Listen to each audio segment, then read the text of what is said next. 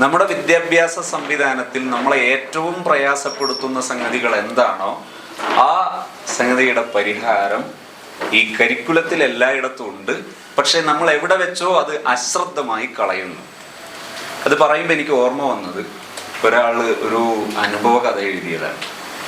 ഒരാൾ ഒരു യാത്രയിൽ വലിയ ഉയരത്തിൽ നിന്ന് അപകടത്തിൽ എന്ത് ചെയ്യുന്നു, വാഹനം മറിഞ്ഞ് വലിയൊരു കൊല്ലിയിലേക്ക് വീഴുന്നു. രാത്രി പാതിരാ സമയത്താണ്.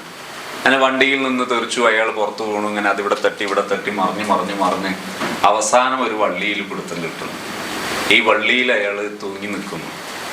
ഏകദേശം 3-4 മണിക്കൂർ സമയം അയാൾ ഇനി വീണാൽ ജീവൻ പോകുന്നുള്ള രീതിയിൽ മുറുക്കി പിടിച്ചിങ്ങനെ നിൽക്കുകയാണ്. കയ്യൊക്കെ ആകെ വേദനിച്ചിട്ട് വയ്യ, നീർക്കെട്ട് വന്നിട്ടുണ്ട്. പക്ഷെ ഇത് വിട്ടാൽ വീണ് മരിച്ചുപോകില്ലേ, ആ ബലത്തിൽ ഇങ്ങനെ പിടിച്ചു നിൽക്കാൻ. നേരം വെളുത്തു നോക്കുമ്പോൾ ഒരടി താഴെ ഇനി നിലം തൊടാനുള്ളൂ.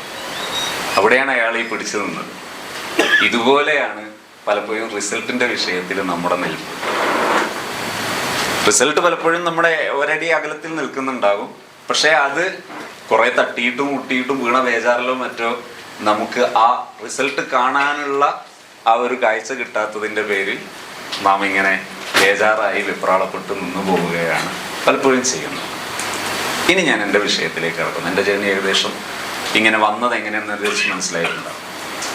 ഈ ട്രെയിനിങ് കൊടുക്കുന്ന സമയത്ത്, അതായത് അന്ന് നമ്മുടെ ടീച്ചേഴ്സ് ട്രെയിനിങ് കൊടുക്കുന്ന സമയത്ത് ഞാൻ പഠിച്ചൊരു പാഠം, ഒരു ടീമിൻ്റെ ട്രെയിനിങ് കൊടുത്ത് അത് പൂർത്തിയാകുമ്പോഴേക്ക് അവരെ ട്രെയിനേഴ്സ് വിഭവം കുറയുകയോ അല്ലെങ്കിൽ അവരുടെ സമയക്കുറവോ മറ്റോ ഉണ്ടായാൽ, അത് ഇച്ചിരി ഒന്ന് കംപ്ലീറ്റഡ് ആകാതിരുന്നാൽ, പൂർത്തിയാകാതിരുന്നാൽ, അല്ലെങ്കിൽ ഒന്ന് അപ്പുറം ഇപ്പുറം തെറ്റിയിട്ട് അവരെ ഫോളോ അപ്പ് കിട്ടാതിരുന്നാൽ നമ്മൾ വല്ലാതെ കഷ്ടപ്പെടും. കാരണം 10 സ്കൂളിനൊക്കെ ഉത്തരം പറയുക എന്ന് പറയുന്നത് സാഹസികതയാണ്.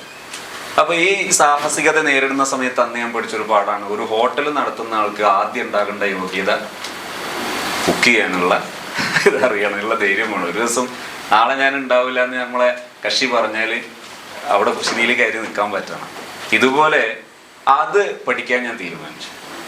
ഉസ്താദ് പറഞ്ഞു ഏതറ്റം വരെയും പോകണം. അങ്ങനെ പോയി അതൊക്കെ അങ്ങനെ ചെയ്തുകൊണ്ടിരിക്കുമ്പോഴാണ് സഹ്റത്തുൽ ഖുർആനിന്റെ ആദ്യ ഭാഗത്ത് അത് അപ്ലൈ ചെയ്തതിലെ കുറെ പ്രധാനപ്പെട്ട കാര്യങ്ങൾ അതെന്റെ ശ്രദ്ധയിൽപ്പെടുന്നത്. അത് ശ്രദ്ധയിൽപ്പെട്ടപ്പോൾ ഞാൻ ഉസ്താദായിട്ട് ഡിസ്കസ് ചെയ്തു. അതായത് നമ്മുടെ ദേവാ കോളേജ്, നമ്മുടെ ശരീഅത്ത് കോളേജ്, വുമൻസ് കോളേജ് എല്ലാ സ്ഥാപനങ്ങളിലും ഒരുപോലെ ഉപയോഗപ്പെടുമെന്ന് മാത്രമല്ല, ഞാനിത് പറയുമ്പോൾ ചിലർക്കൊക്കെ ഒരുപക്ഷെ ദേഷ്യം പിടിക്കാൻ വരെ ചാൻസ് ഉള്ളൊരു വിഷയമാണ് മദ്രസ പ്രസ്ഥാനം. മദ്രസ പ്രസ്ഥാനം എന്ന് പറയുന്നത് കോടികൾ ചെലവിട്ട് നമ്മൾ നടത്തുന്ന ഒരു ദേവാ പ്രസ്ഥാനമാണ്.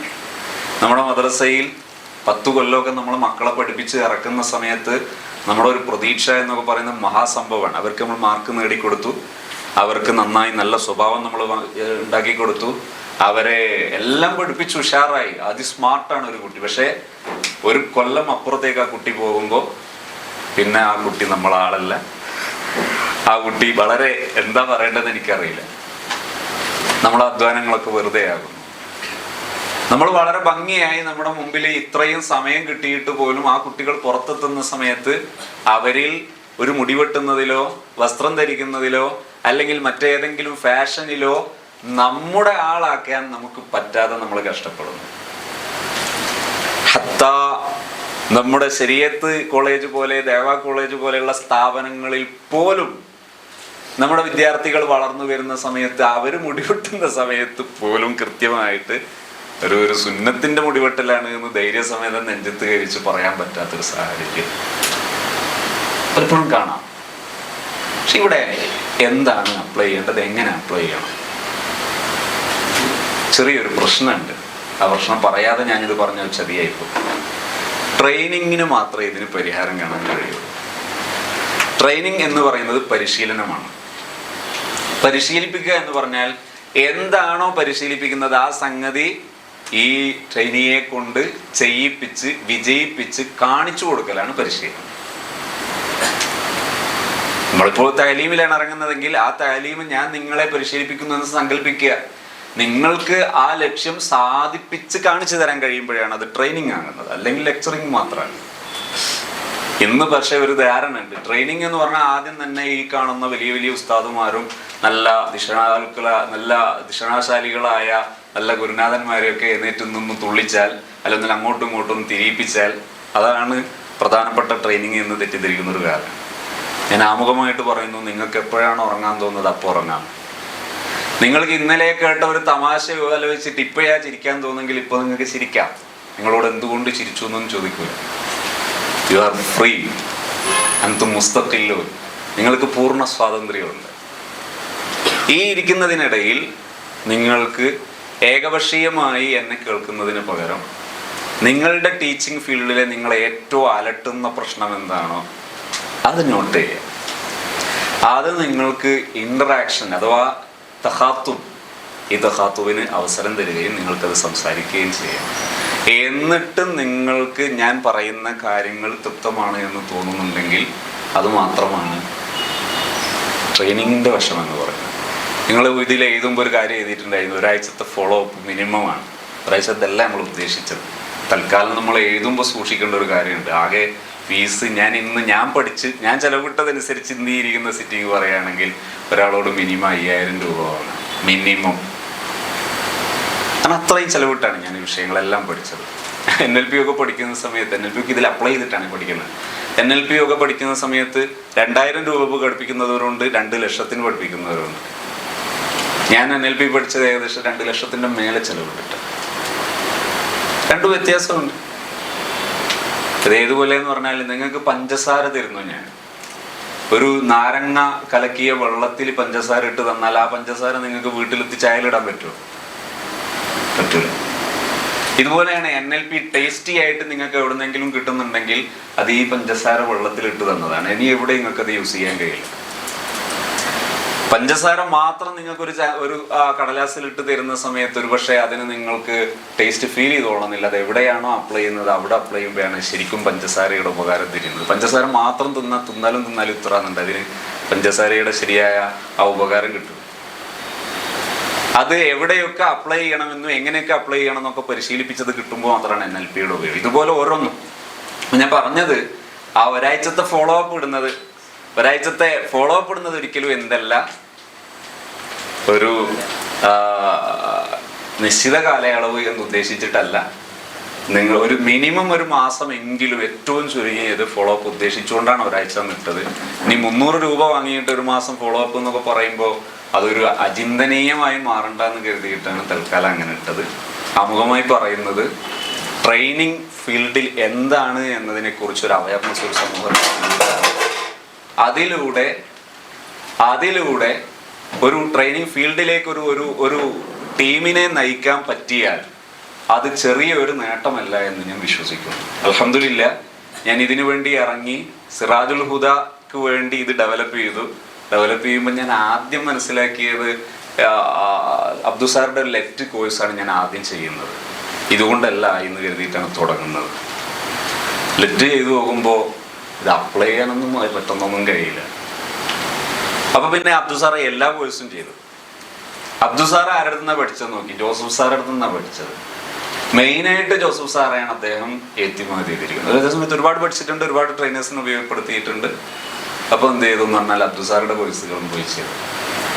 അങ്ങനെ ഒന്ന് വിശാലമായി അതിനെ ഇറങ്ങിയപ്പോൾ ചിലവായതിന് കണക്കൊന്നുമില്ല. ശരിക്കുള്ള കണക്ക് പറഞ്ഞാൽ ഇപ്പോൾ ഉള്ള ഒരു ചെറിയ രീതിയിലുള്ള കണക്ക് പറഞ്ഞു പറയുന്നത് ഒരു 10-30 ലക്ഷമെങ്കിലും മിനിമം അതിന് ചിലവ് ചെയ്തിട്ടുണ്ട്.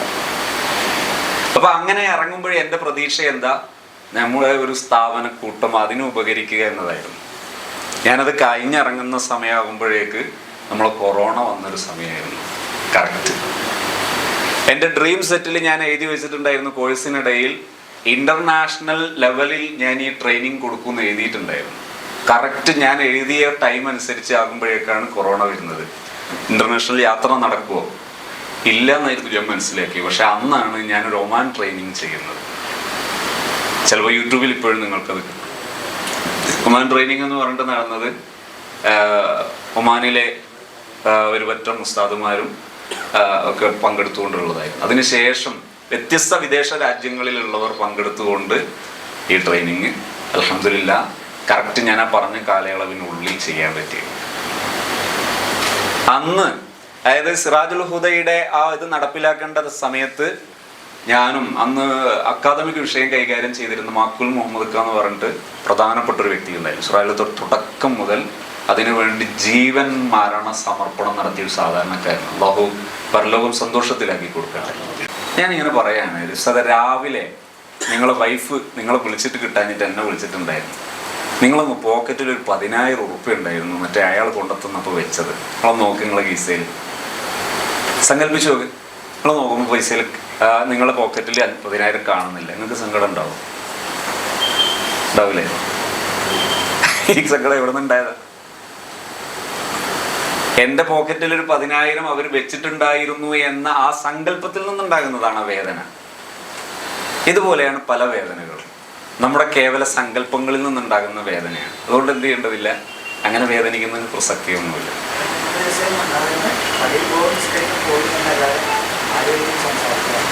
നമ്മൾ കൂളായിട്ട് സാധാരണ എങ്ങനെയാണോ ചെയ്യുക അതുപോലെ എല്ലാം ചെയ്യുക. വിഷമിക്കുക, നമ്മളെക്കുറിച്ച് ആക്ഷേപം പറയുക, മോശമായി മനസ്സിലാക്കുക, അത് മറ്റുള്ളവരുടെ ഹല്ലാണ്, അത് അവർക്ക് വിട്ടുകൊടുക്കുക. ഭാഗ്യമുള്ളവർ നല്ലത് പറയും, ഭാഗ്യമില്ലാത്തവർ മോശം പറയും. നമ്മൾ സ്വസ്ഥമായിട്ട് നമ്മളെ കാര്യങ്ങളായിട്ട് മുന്നോട്ട് പോകും. പറ്റുമോ? ഇത്രേ ആവശ്യമുള്ളൂ. നമ്മൾ ആൾക്കാർ എന്ത് പറഞ്ഞാലും നാം നമ്മോട് ചോദിക്കണം, ഇസ്തഫ്തി നഫ്സക്. എന്ത് ചെയ്യുക? സ്വന്തത്തോട് നമ്മൾ 3 വട്ടം ചോദിക്കുക, ഈ പറഞ്ഞതിൽ എവിടെയെങ്കിലും തെറ്റുണ്ടോ? ഇല്ല, എന്നാൽ നമ്മൾ മുന്നോട്ട് ഒന്ന് പറഞ്ഞോട്ടെ.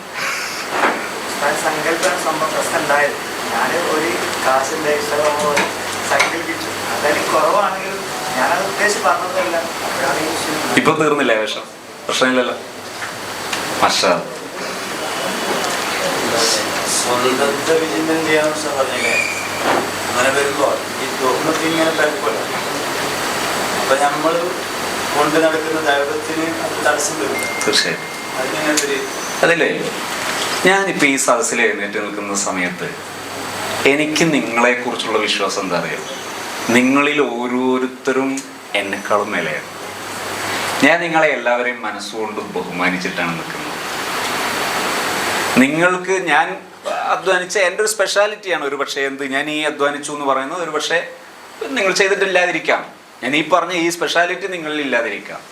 എന്നാലും എന്നേക്കാൾ യോഗ്യത എന്ന് പറയുന്നതും ബഹുമാനം എന്ന് പറയുന്നതും ഞാൻ നിങ്ങൾക്ക് എല്ലാവർക്കും കൽപ്പിക്കുന്നു. ഞാൻ നിങ്ങളെ എല്ലാവരെയും ഇഷ്ടത്തോടെയും സ്നേഹത്തോടെയും ബഹുമാനത്തോടെയാണ് എല്ലാവരെയും A to Z ഈ 1 മുതൽ അവസാനത്തെ നമ്പർ വരെയുള്ള എല്ലാവരെയും കാണുന്നത് പരമാവധി ബഹുമാനത്തോടെയും ഇഷ്ടത്തോടെയാണ്.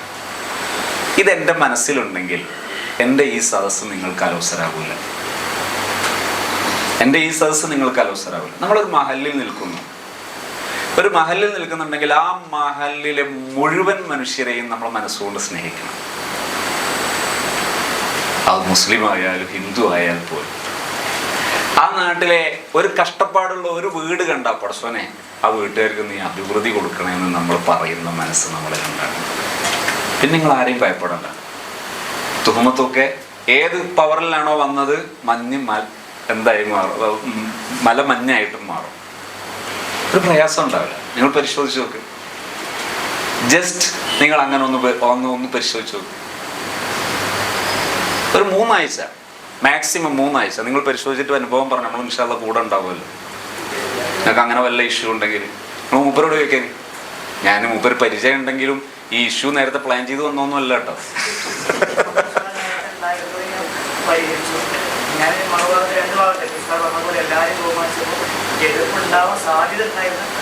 പറഞ്ഞാൽ ഞാനൊരു രസം പറഞ്ഞുതരാം. മൂപ്പര പറയുന്നതിൻ്റെ പോയിന്റ് പറഞ്ഞുതരാം. ഞങ്ങൾ കൊടുവള്ളി ഇതുപോലെ ഒരു ബാച്ച് സ്റ്റാർട്ട് ചെയ്യുന്ന സമയത്ത് ആ ബാച്ചിൽ മൂപ്പരുടെ പ്രശ്നം അവതരിപ്പിച്ചു. ഞങ്ങൾ കേൾക്കുന്ന എല്ലാവരും പടച്ചോനെ ഇതിപ്പോൾ എങ്ങനെയാ പരിഹരിക്കും, ഇത് നമ്മൾ വകുപ്പപ്പെട്ടതും അല്ലല്ലോ എന്ന് നമ്മളെല്ലാവരും കരുതുന്ന രീതിയിൽ അദ്ദേഹം പ്രശ്നം അവതരിപ്പിച്ചു. ആ പ്രശ്നം കേട്ടപ്പോൾ എല്ലാവരും സത്യത്തിൽ കേട്ട പലരും ഉണ്ടാവും, ഈ സദസ്സിലുണ്ടാവും. ആണ് അവരടുത്ത് സത്യസന്ധമായിട്ട് ആർക്കും ആവശ്യമുണ്ട് അവർ പറയുകയും ചെയ്യും. ഇതെന്തായാലും പരിഹാരമാവില്ല എന്ന് കരുതിയതാണ്. പക്ഷേ 1 ആഴ്ച അല്ലേ 2 ആഴ്ച അല്ലേ 1 ആഴ്ച 2ാമത്തെ ആഴ്ച പൂർത്തിയാകുമ്പോഴേക്ക് അയാൾ വന്ന റിസൾട്ട് പറഞ്ഞ സത്യത്തിൽ ഞാനടക്കം അതിൽ പിന്നെ അങ്ങനെ കുറേ സംഗതികൾ കാണുന്നത് കൊണ്ട് ഒരു പക്ഷേ അതാണ് അതിൻ്റെ സ്ട്രക്ചർ എന്ന് മനസ്സിലാകുന്നുണ്ടെങ്കിൽ പോലും അപ്പോഴും നമുക്കൊരു എക്സൈറ്റ്മെന്റ്, ഒരു എന്താ പറയേണ്ടത്, ആ ഒരു സംഭവം അതുണ്ടായിരുന്നു. അത് അദ്ദേഹം പറഞ്ഞ ആ മനുഷ്യനാണ് നിങ്ങളോട് ഇത് പറയുന്നത്. അതുകൊണ്ട് അദ്ദേഹം വേഗം അംഗീകരിക്കുന്നത്, പെട്ടെന്ന് അംഗീകരിക്കുന്നത് ഇത്രയേ ഉള്ളൂ. ഇത് നമ്മൾ നേരത്തെ പഠിച്ചു വെച്ചതും നമ്മുടെ കയ്യിലുള്ളതുമാണ്. പക്ഷെ എവിടെയാ പ്രശ്നം എന്നറിയോ? നമ്മൾ ഒറ്റയ്ക്ക് ചെയ്യുമ്പോൾ കുറച്ചങ്ങോട്ട് എത്തുമ്പോൾ റിസൾട്ടിൻ്റെ അടുത്തെത്തുമ്പോൾ നമ്മളെ ആ കൊല്ലിയിൽ വീണ പോലെയാണ്. അടുത്തെത്തുമ്പോൾ പുറത്തൊരു ട്രെയിനർ ഇല്ലെങ്കിൽ ആ ഒരു അടിയിൽ വെച്ചിട്ട് നമ്മൾ നിർത്തും, സങ്കടപ്പെട്ടിരിക്കും, ഇങ്ങനെ കയ്യെല്ലാം മുറിഞ്ഞിങ്ങനെ ഇങ്ങനെ പിടിച്ചിരിക്കും. സത്യത്തിൽ അതിൻ്റെ താഴെ ഉണ്ടായിരുന്നു ഒരു ട്രെയിനർ വേണം, വിട്ടോ ധൈര്യമായിട്ട് വിട്ടോ, നിങ്ങൾ എവിടെ എത്തൂല എന്ന് പറയാൻ ഒരു ട്രെയിനർ വേണം. അത് മാത്രമാണ് ഒരു ട്രെയിനിങ്ങിലെ പ്രധാനപ്പെട്ട വശം. ഇത് അദ്ദേഹം ചോദിച്ചപ്പോൾ ഞാൻ തട്ടാതിരുന്നത് എന്തുകൊണ്ടാണെന്നറിയോ? നമ്മുടെ ടീച്ചിങ് ഫീൽഡിലെ ഏറ്റവും പ്രധാനപ്പെട്ട ഒരു കണ്ടന്റാണത്. നമ്മുടെ ടീച്ചിങ് ഫീൽഡിൽ നമ്മൾ ഇനി ഇതൊക്കെ പറയും, ലേണിംഗ് ഡിസബിലിറ്റി പറയും. ലേണിംഗ് ഡിസബിലിറ്റി പറയുമ്പോഴും അവിടുത്തെ മർമ്മം എപ്പോഴും ഇതന്നെയാണ്. ലേണിംഗ് ഡിസബിലിറ്റി ഒക്കെ നമ്മളെടുത്ത് കൊണ്ടുവരുന്ന ലേണിംഗ് ഡിസബിലിറ്റി പലപ്പോഴും ഞാനൊരിക്കൽ ഈ താമരശ്ശേരി ഭാഗത്ത് നമ്മൾ MJ ഹയർ സെക്കൻഡറി സ്കൂൾ, അവിടെ ഈ ഇത് ചെയ്യാൻ പബ്ലിക് സ്കൂളാണ്.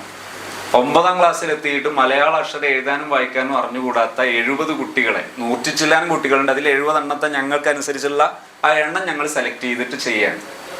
അതിൽ എനിക്ക് വന്നൊരു കുട്ടി അശ്വന്ത് എന്ന് പറയുന്ന കുട്ടി 9 കൊല്ലവും എന്ത് ചെയ്തതാണ്? റെമഡികൾ ചെയ്തതാണ്. PRCയിലും അതുപോലെ ഇമാൻസിൻ്റെയും എല്ലാ ട്രെയിനിങ്ങിലും അറ്റൻഡ് ചെയ്ത ഫുൾ ലിസ്റ്റും ഉണ്ട്. ഒഫീഷ്യലായിട്ട് നമ്മൾ ഏതൊക്കെ റെമഡികൾ നിലവിലുണ്ടോ ഫുൾ കംപ്ലീറ്റ് ചെയ്തിട്ടുണ്ട് ഈ കുട്ടി. ഇപ്പോൾ 9ാം ക്ലാസ്സാണ്. ഇപ്പോഴും മലയാളത്തിലെ സ്വരാക്ഷരങ്ങളും വ്യഞ്ജനാക്ഷരങ്ങളും കുട്ടിക്ക് കിട്ടൂല. എനിക്ക് 5 or 6 കുട്ടികളായിരുന്നു ഉള്ളത് ആ ഒരു ഇതിൽ ചെയ്യുമ്പോൾ. പക്ഷെ ഈ കുട്ടികളെല്ലാം ഒന്നിനൊന്ന് ആ സ്കൂളിൽ മഷ്ഹൂറാണ്. ഒന്നിനൊന്ന് മഷ്ഹൂറാണ്. എങ്ങനെയാ മഷ്ഹൂർ എന്ന് ഞാൻ പറയണ്ടല്ലോ, അതന്നെ അങ്ങനെ മഷ്ഹൂറായിരുന്നു. ഞങ്ങൾ 15 ക്ലാസ് 45 മണിക്കൂറാണ് ഞങ്ങളുടെ അന്നത്തെ ടാർഗറ്റ്. ആ ഇതിലുള്ളത് അത് കംപ്ലീറ്റ് ആകുന്നതിൻ്റെ മുമ്പ് 3 ക്ലാസ് കഴിയുന്നതിൻ്റെ മുമ്പ് മുഴുവൻ കുട്ടികളുടെ രക്ഷിതാക്കളും നമ്മളുടെ ഡിമാൻഡ് എന്തായിരുന്നു എന്ന് പറഞ്ഞാൽ ആഴ്ചയിൽ ഒരു ദിവസം ഞങ്ങൾ പാരന്റിങ് വെക്കും. ആ പാരൻസിൽ ഒരാൾ നിർബന്ധമായും അറ്റൻഡ് ചെയ്യണമെന്നാണ്. 2 പാരന്റും വരാത്ത ഒരാളും ഇല്ല. നമ്മൾ കൊല്ലത്തിൽ 2 കൂടി വിളിച്ചാൽ വരുമോ? അങ്ങനത്തത് ആഴ്ചയിൽ 2 ആളും വരികയാണ്. ഒരാൾ വരണമെന്ന് പറഞ്ഞ സമയത്ത് എനിക്ക് ഓർമ്മയുണ്ട്, ഒരു സിനാൻ എന്ന് പറയുന്ന കുട്ടിയുടെ ഇപ്പം എന്നോട് പറഞ്ഞിരുന്നു ആദ്യത്തെ ദിവസം ഞങ്ങൾ ആദ്യം അസസ്മെന്റ് നടത്തുന്ന ദിവസം 2 ആളും വരണം. അപ്പോൾ ഈ പാരന്റ് ഇയാൾക്ക് വരാൻ കഴിയില്ല എന്ന് പറഞ്ഞു. ക്ലാസ് ടീച്ചർ വന്നിട്ട് പറഞ്ഞു, ഇതാ ഈ ആള് ഉമ്മ വരും പോരെ, അവർ പറ്റൂല. ഇപ്പോൾ ജീവിച്ചിരിപ്പുള്ള ആളാണോ ജീവിച്ചിരിപ്പുണ്ട്, നാട്ടിലുണ്ട്, വരാൻ പറ്റുന്ന ആളുമാണ്, എന്നാൽ നിർബന്ധമായിട്ട് വരണം. അപ്പോൾ വരുന്നില്ല എന്നാണ് പറയുന്നത്. എന്നാൽ ആ കുട്ടിയെ മാറ്റിയിട്ട് അടുത്ത കുട്ടിയെ എടുത്തോളം പറഞ്ഞു. അങ്ങനെ ഞാൻ ഈ പാരന്റിങ് അസസ്മെന്റ് ചെയ്തുകൊണ്ടിരിക്കുന്ന സമയത്ത് ഈ കുട്ടിയെ അറ്റൻഡ് ചെയ്യുമ്പോൾ ഉമ്മയുണ്ട്, വാപ്പയുണ്ട് അടുത്ത്. ഈ വാപ്പ എന്നോട് പറയാ, അയാൾക്ക് കുട്ടിയോടല്ല സഹതാപം എന്നോടാണ്. പക്ഷെ അത് അധികം കഷ്ടപ്പെടുമൊന്നും വേണ്ട, ഇവരെല്ലാം നോക്കലും കഴിഞ്ഞതാ, അതുകൊണ്ട് നിങ്ങൾക്ക് ആകുന്ന ആ പരിധിയിൽ നിന്നാൽ മതി, കൂടുതൽ കഷ്ടപ്പെടുമൊന്നും വേണ്ട. എന്താ കാരണം? ഈ 8 കൊല്ലം അല്ലെ 9 കൊല്ലവും വീട്ടിൽ എല്ലാ ദിവസവും അടി നടക്കാത്ത ഒറ്റ ദിവസവും ഇല്ല. ഇങ്ങനെല്ലാം അടിച്ചിട്ട് നന്നാകാത്ത നിങ്ങൾ എന്താക്കിയിട്ട് നന്നാക്കാൻ? സ്കൂൾ വിട്ടാൽ അവൻ 8 മണി 9 മണി വരെ, രാത്രി 9 മണി വരെ ടർഫിലാണ് ഉണ്ടാകുക. പിന്നെ ആ കുട്ടി നിങ്ങൾ എന്ത് ചെയ്യാനാണ്? അതുകൊണ്ട് നിങ്ങൾ അധികം കഷ്ടപ്പെടുമൊന്നും വേണ്ട എന്നാണ് ഇപ്പോൾ എന്നോടുള്ള അഡ്വൈസ്. 2ാമത്തെ ആഴ്ചത്തെ തിങ്കളാഴ്ച ദിവസം തോന്നുന്നു ആ പാരന്റിങ് കൊടുക്കുന്നത്. ഇയാളും മുമ്പിൽ ഞാൻ ആഴ്ചയിൽ ഒരു ദിവസം ഒരാൾ വരണമെന്ന് പറഞ്ഞപ്പോൾ അത് റെഡിയാ, ഓള് വരെ, അതായത് ഭാര്യ വരും.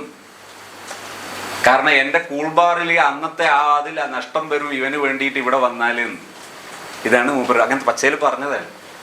അവളിങ്ങനെ വന്ന് ഈ 2 ആളും വന്നിരിക്കുമ്പോൾ ഞാൻ തമാശയിൽ തിരിച്ചു ചോദിച്ചു, അല്ല ഇതെന്താ 2 ആളും? അപ്പൊ എന്നോടുള്ള ചോദ്യമോ, അല്ല ഉസ്താദ് നിങ്ങൾ എന്താ ചെയ്തത്?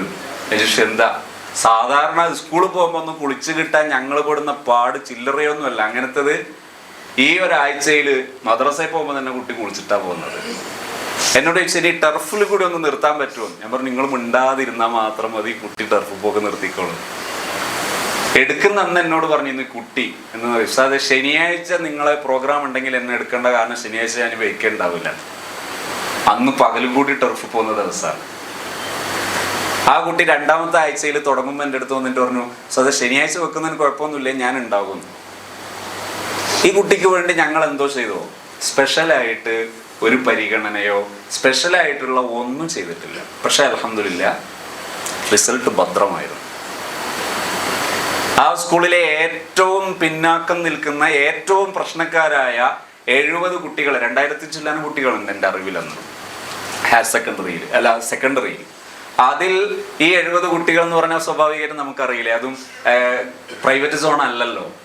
ഈ ഗവൺമെന്റ് സെക്ടറിലാവുമ്പോൾ കുട്ടികൾ എങ്ങനെ ഇരിക്കും എന്ന് നമുക്ക് എല്ലാവർക്കും അറിയാം.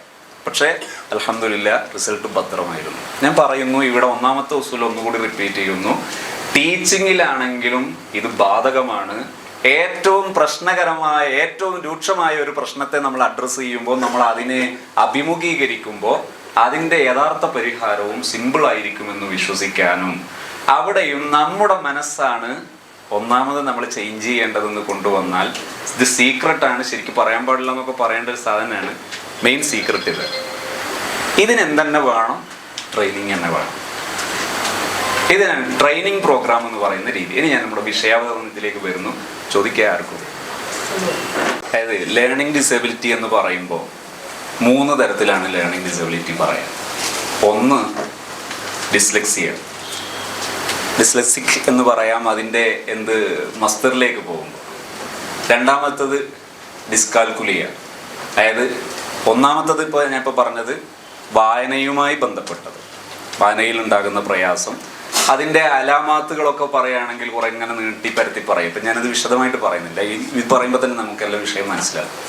ഡിസ്കാൽക്കുലിയ എന്ന് പറയുമ്പോൾ കണക്കുമായി ബന്ധപ്പെട്ട വിഷയങ്ങളിലെ പിന്നോക്കാവസ്ഥ. ഞാനിത് ഇപ്പോൾ റഫു എന്ന് പറഞ്ഞാൽ ലമ്മത്താണെന്ന് പറയും പോലെയാണ്, മനസ്സിലാകുന്നില്ലേ? റഫു എന്ന് പറയുമ്പോൾ ലമ്മത്താണ് എന്ന് പറഞ്ഞാലുള്ള ഒരു പരിമിതി ഇല്ല, അതുപോലെ പറയാണ്, പ്രാഥമികത്തിൽ നിന്നുകൊണ്ട് പറയാണ്. പിന്നെ ഡിസ്ഗ്രാഫിയ എന്ന് പറയുന്നത് എഴുത്തുമായി ബന്ധപ്പെട്ടതിലുള്ള പ്രയാസം. ഇനി അതൊന്നും കൂടി തലനാരി കീറിയിട്ട് ഒന്നും കൂടി ഇങ്ങോട്ട് ചെറുതാക്കിയിട്ട് പറയുകയാണെങ്കിൽ ഡിസ്പ്രാക്സിയ കൂടി പറയും. അതായത് മസിൽസ് ഡെവലപ്പ് ചെയ്യുന്നതിൻ്റെ ഭാഗത്തിൽ പിന്നോക്കാവസ്ഥ വരുന്ന സമയത്ത് ഒന്ന് അങ്ങോട്ട് കൂടെ പോകും. ലേറ്റസ്റ്റ് ആയിട്ടുള്ളതാണ്, ഞാൻ നിങ്ങൾക്ക് തന്ന നോട്ടിലുണ്ട്, ഇൻഷാ അല്ലാഹ് ഞാനത് ലാസ്റ്റ് സെഷൻ അതിലൊന്ന് അനലൈസ് ചെയ്തിട്ട് പറയും. അത് ലാസ്റ്റ് സെഷൻ മാത്രം എടുത്താൽ മതി, നോട്ട് എടുക്കണമെന്നില്ല കേട്ടോ.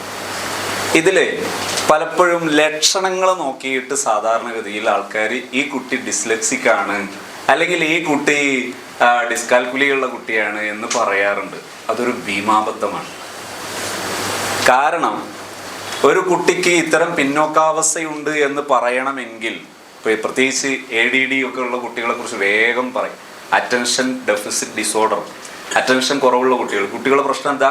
കുട്ടികൾ അടങ്ങിയിരിക്കും, നല്ല അച്ചടക്കമായിരിക്കും. പക്ഷേ ക്ലാസ് എടുത്ത് കുറച്ച് കഴിഞ്ഞിട്ട് കുട്ടിയോട് ചോദിച്ചാൽ കുട്ടി ഇവിടെ ഒന്നുമല്ല ഉണ്ടാകുക, വേറെ ഏതോ ലോകത്താണ് ഉണ്ടാകുക. അറ്റൻഷൻ കുറവുള്ള കുട്ടികളാണ്. ഈ കുട്ടികളെ പറ്റി ഈ പ്രശ്നം ഉള്ള ഈ ഒരു സംഗതി കണ്ടാൽ നമ്മൾ എന്ത് പറഞ്ഞു? ഈ കുട്ടി ADD ആണെന്ന് പറയും. ഇത് അബദ്ധമാണ്. ADHD അങ്ങനെ തന്നെയാണ്, attention deficit hyper activity disorder. ആ കുട്ടിയുടെ പ്രശ്നം എന്താ? അറ്റൻഷൻ ഇല്ല എന്ന് മാത്രമല്ല, കുട്ടിക്ക് ചലനം കൂടുതലായിരിക്കും. ഒന്ന് മറ്റവൻ്റെ പെൻസിലെടുത്ത് ഒന്ന് മുറിച്ച്, മറ്റവൻ്റെ പെന്നെടുത്തൊന്ന് കഴിച്ച്, പിന്നെ അതിൻ്റെ നിബം നൂരി നോക്കി, ഒന്ന് നൂതി നോക്കി, മഷി മറ്റവൻ്റെ കുപ്പായത്തിലായി, ഇരുന്ന ബെഞ്ചുമലായി, ഇരുന്ന എല്ലാവരുടെ അടുത്തും പ്രശ്നമായി. അങ്ങനെ ആകെ ഒരു ലാലിമായ ഒരു കുട്ടിയായിരിക്കും, ഒരു ദുൽമും കട്ടയായിരിക്കും ആ കുട്ടി. ഇത് കാണുമ്പോൾ നമ്മൾ എന്ത് പറഞ്ഞു? ADHD ആണെന്ന് പറഞ്ഞു. ഇതൊക്കെ അബദ്ധമാണ്. കാരണം ഈ കുട്ടിക്ക് 7 വയസ്സിന് താഴെയുള്ള സമയത്ത് 6 മാസമെങ്കിലും ഈ സിംറ്റംസ് കാണിക്കുകയും ആ 6 മാസങ്ങളിലും ഈ വിഷയത്തിലെ ഒരു സ്പെഷ്യൽ എഡ്യൂക്കേറ്റർ ആ കുട്ടിയെ ട്രീറ്റ് ചെയ്യുകയും എന്നിട്ട് ആ പ്രശ്നം പിന്നെയും തുടരുന്നുണ്ടെങ്കിലാണ് സത്യത്തിൽ ഈ കുട്ടിക്ക് ഈ പ്രശ്നമുണ്ട് എന്ന് പറയേണ്ടത്. ഇപ്പൊ നമ്മൾ അലാമത്തുള്ളത് കൊണ്ട് എന്ത് പറയാൻ പാടില്ല? ആ വിഷയമുണ്ട് എന്ന് പറയാൻ പാടില്ല. എൻ്റെ ഷൂ ഇപ്പൊ പുറത്തുണ്ട്, അതുകൊണ്ട് മാത്രം ഞാൻ ഇവിടെ ഉണ്ട് എന്ന് പറയാൻ പറ്റുമോ? എനിക്ക് മൂത്രപ്പുരയിൽ പോകണം, അല്ലെങ്കിൽ താഴെ ഒതു കൊടുക്കാൻ പോകണം, ഞാൻ തൽക്കാലം ലത്തീഫ്സാനോടോ മറ്റൊരാളോടോ ചെരുപ്പ് കടം വാങ്ങിയിട്ട് പോയി ഷൂ ഇവിടെ ഉണ്ടാവില്ലേ, ഞാൻ ഇവിടെ ഉണ്ടെന്ന് പറയാൻ പറ്റുമോ? ഇല്ലല്ലോ. അലാമത്തുള്ളത് കൊണ്ട് മാത്രം ആ വിഷയം അവിടെ ഉണ്ട് എന്ന് പറയുന്നത് അബദ്ധമാണ്. അതുകൊണ്ട് തന്നെ നമ്മൾ അവിടെ ശരിക്കും ഉപയോഗിക്കേണ്ടത്, പ്രത്യേകിച്ച് ഈ സാഹചര്യങ്ങൾ കൊണ്ട് ഈ കുട്ടികൾക്ക് ഇത്തരം ഡിഫിക്കൽറ്റീസ് അല്ലെങ്കിൽ ഡിസേബിലിറ്റിയുടെ അടയാളങ്ങൾ, സിംറ്റംസ്, ആ സാധനം കണ്ടാൽ നമ്മൾ എന്ത് ചെയ്യണം? നമ്മൾ ചെയ്യേണ്ടത്, കുട്ടികൾ ഓരോ സ്റ്റെപ്പ് പഠിക്കുന്നത് ഓരോ സ്കില്ലാണ്. ഉദാഹരണം, അക്ഷരങ്ങൾ പഠിക്കുന്നു. അക്ഷരങ്ങൾ പഠിക്കുന്ന സമയത്ത് അറബി പറയാം, നമ്മൾ നോർമലി അക്ഷരങ്ങൾ പഠിക്കുന്നത് ഒരു സ്കില്ല് ഉപയോഗിച്ചാണ്. ആ അക്ഷരങ്ങൾക്ക് ഹറക്കത്ത് പഠിക്കുന്നത് മറ്റൊരു സ്കില്ല് ഉപയോഗിച്ചാണ്. ഇനി അത് കഴിഞ്ഞിട്ട് ശബ്ദ് മദ് പോലെയുള്ള സംഗതികൾ പഠിക്കുന്നത് അടുത്ത ഒരു സ്കില്ലായിട്ടാണ് അതിനെ പരിഗണിക്കേണ്ടത്. അത് കഴിഞ്ഞിട്ട് രണ്ടക്ഷരങ്ങൾ കൂട്ടിയിട്ട് പഠിക്കുക എന്ന് പറയുന്നത് മറ്റൊരു സ്കില്ലായിട്ട് പരിഗണിക്കണം. അതുകൊണ്ട് തന്നെ ഒരു സ്കില്ല് ഡെവലപ്പ് ചെയ്തതിന് ശേഷം മാത്രമേ അടുത്ത സ്കില്ലിലേക്ക് കുട്ടിയെ കൊണ്ടുപോകാവൂ. ഞാൻ ശ്രദ്ധിച്ച ഒരു വശം നിങ്ങളോട് പറയുന്നു. ഞാൻ ഇതിൽ ജോസഫ് സാറിൻ്റെ ഒരു പുസ്തകമുണ്ട്. ആ പുസ്തകം പൊതുവെ നല്ല പുസ്തകമാണ്. അതിൻ്റെ പേര് തന്നെ നീ നിൻ്റെ കുട്ടിയെ ഇവിടെ ഉണ്ടത്. ആ പുസ്തകം അത് പബ്ലിക്കിൽ ലഭ്യമല്ല, നേരിട്ട് അദ്ദേഹത്തിൽ നിന്ന് തന്നെ വേണം. അദ്ദേഹത്തിൻ്റെ കമ്മീഷനൊന്നും കിട്ടുന്നതുകൊണ്ട് പറയല്ല, ആ പുസ്തകം ഉണ്ട് എന്നുള്ള വിവരം മാത്രം നിങ്ങളോട് ഷെയർ ചെയ്യാൻ. നല്ല പുസ്തകമാണ്. ആ പുസ്തകത്തിൽ 3-ാമത്തെ പാർട്ടിൽ എന്ത് പറയുന്നുണ്ട് സോന്ന് കാണിക്കാം.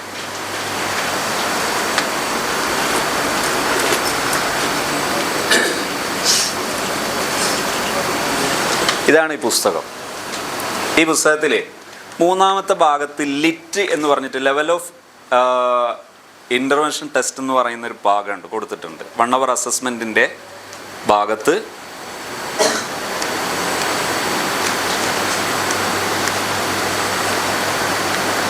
25-ാമത്തെ അധ്യായത്തിൽ ഒരു ഇത് കൊടുക്കുന്നുണ്ട്.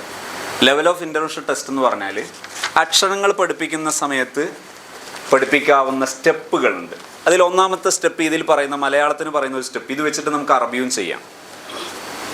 മാഷാ അല്ലാഹ്. അയ്യോ, അറബിക്ക് നമ്മൾ തന്നെ ഉണ്ട്, നമ്മളെ ടീമൊക്കെ ഉണ്ടാക്കിയതുണ്ട്.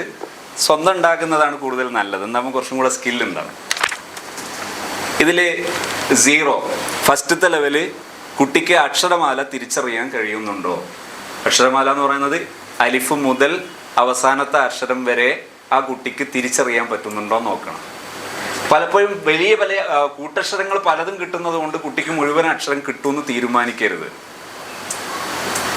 ശ്രദ്ധിക്കണേ, കുട്ടി തിരിച്ചറിയുന്നത് കൊണ്ട് മാത്രം തിരിച്ചറിയൊരു സ്കില്ലൊന്ന് വേറെയാണ്, അതേസമയത്ത് കുട്ടി വായിക്കൽ മറ്റൊരു സ്കില്ലാണ്.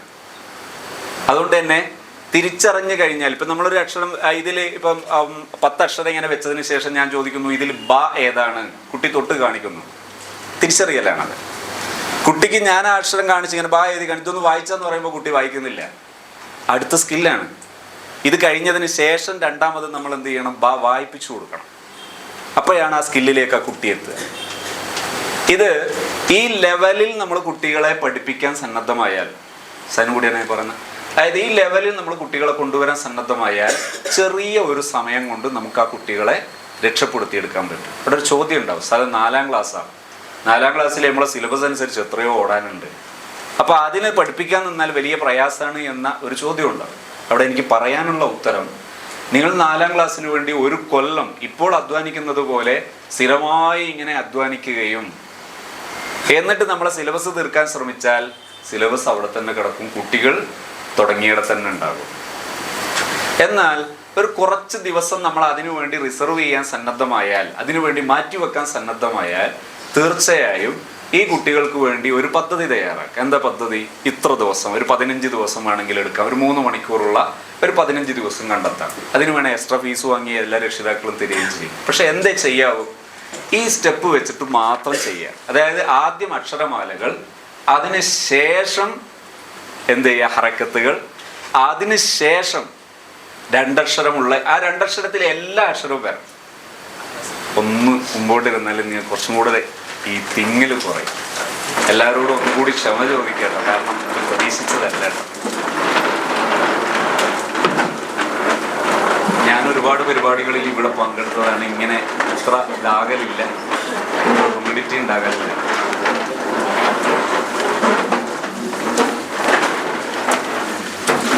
അപ്പോൾ ഇതില് ഹറക്കത്തുകൾ എപ്പോഴേ പരിഗണിക്കാവൂ? അക്ഷരങ്ങൾ പൂർണ്ണമായി കഴിഞ്ഞതിന് ശേഷം മാത്രമേ പരിഗണിക്കാവൂ. പഠിപ്പിക്കുന്ന സമയത്ത് ചെയ്യാവുന്ന കാര്യങ്ങൾ 3 ക്യാരക്ടർ ഇഖ്തിലാത്ത് ചെയ്ത് പഠിപ്പിക്കുക. എന്താ 3 ക്യാരക്ടർ? കുട്ടികളിൽ വിഷ്വൽ ക്യാരക്ടറുള്ള കുട്ടികളുണ്ടാകും, കിനസ്തറ്റിക് ഉണ്ടാകും, ഓഡിറ്ററി ഉണ്ടാകും. സാധാരണ നമ്മൾ പറഞ്ഞല്ലേ പഠിപ്പിക്കുക, 20% മാത്രമേ സത്യത്തിൽ ഓഡിറ്ററി ഉള്ളൂ. ഫിൽജുംല പൊതുവെ 20% കുട്ടികളെ ഓഡിറ്ററി ഉള്ളൂ. അതേസമയത്ത് കിനസ്തറ്റിക്കും വിഷ്വലാണ് കൂടുതൽ, പിന്നെ കിനസ്തറ്റിക്കാണ്, പിന്നെയാണ് ഓഡിറ്ററി കിടക്കുന്നത്. അതുകൊണ്ട് തന്നെ അവിടെ നമുക്ക് ചെയ്യാവുന്ന ഒരു രീതി 3 ഇഖ്തിലാത്ത് ചെയ്ത് പഠിപ്പിക്കുക. എങ്ങനെ? ഒന്ന് നമ്മൾ പറയുക, രണ്ടാമത്തത് ആക്ഷനിൽ കൊണ്ടുവരുമ്പോൾ തന്നെ വിഷ്വലാവും. ഇപ്പം പഠിപ്പിക്കുകയാണ്, ആക്ഷനിൽ കൊണ്ട്, ബാക്കി വെത്തോടൊക്കെ നിങ്ങൾക്കൊക്കെ അറിയാവുന്നത് ഞാൻ ഫുള്ള് പറയല്ല കേട്ടോ. ഒഫീഷ്യലായിട്ട് വാരി വലിച്ച് ഇഷ്ടം പോലെ പറയാനുണ്ട്. ഇപ്പോഴും ഡെവലപ്പ് ചെയ്ത് വരുന്നുമുണ്ട്. പുതിയ ഒരുപാട് ടെക്നിക്കുകളും റെമഡികളും വരുന്നുണ്ട്. ഞാൻ പറയുന്നത് അതിൻ്റെ എസെൻഷ്യൽ ഏരിയ മാത്രമാണ് ഇപ്പോൾ പറയുന്നത്. 3 ക്യാരക്ടർ ക്ലബ് ചെയ്യുക, വിഷ്വൽ ക്ലബ് ചെയ്യുക, ഓഡിറ്ററി കൊണ്ടുവരിക, അതേസമയം തന്നെ ഇച്ചിരി ഭാവാത്മകമായി പറയാം. ഇച്ചിരി ഒന്ന് ഭാവാത്മകമായി പറയുമ്പോൾ തന്നെ കിനസ്തെറ്റിക് വരുവാണ്. ഒന്ന് ആ കുട്ടികളെ ശ്രദ്ധിച്ചും ആ കുട്ടികളെ മനസ്സിലേക്ക് നോക്കിയും പറയുമ്പോൾ തന്നെ എന്ത് വരും? കിനസ്തെറ്റിക് വരും. ഇനി അതല്ലാതെ വരാനുള്ള മാർഗങ്ങൾ ഇന്ന് ഞാൻ ചാൻസ് തന്ന നിങ്ങളിങ്ങനെ വാരിക്കോരി പറയും.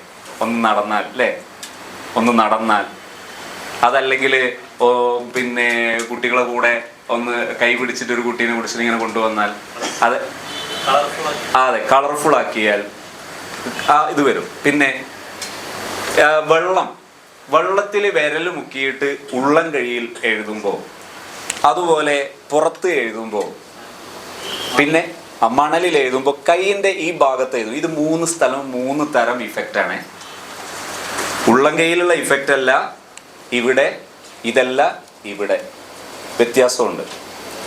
ഈ രീതിയിൽ കുട്ടികൾക്ക് കൊടുക്കുന്ന സമയത്ത് നേരത്തെ അച്ചീവ് ചെയ്യാത്ത കുട്ടികൾ അച്ചീവ് ചെയ്യുന്നത് കാണാം. മണൽ ഉപയോഗിക്കാം, വെള്ളത്തിൽ തന്നെ ഉപയോഗിക്കാം, അതുപോലെ പിന്നെ ക്ലേ കൊണ്ട് ഉണ്ടാക്കുക, ക്ലേ ഉപയോഗിച്ചിട്ട് ഉണ്ടാക്കുക. ഇങ്ങനെ ധാരാളം സംഗതികളുണ്ട്.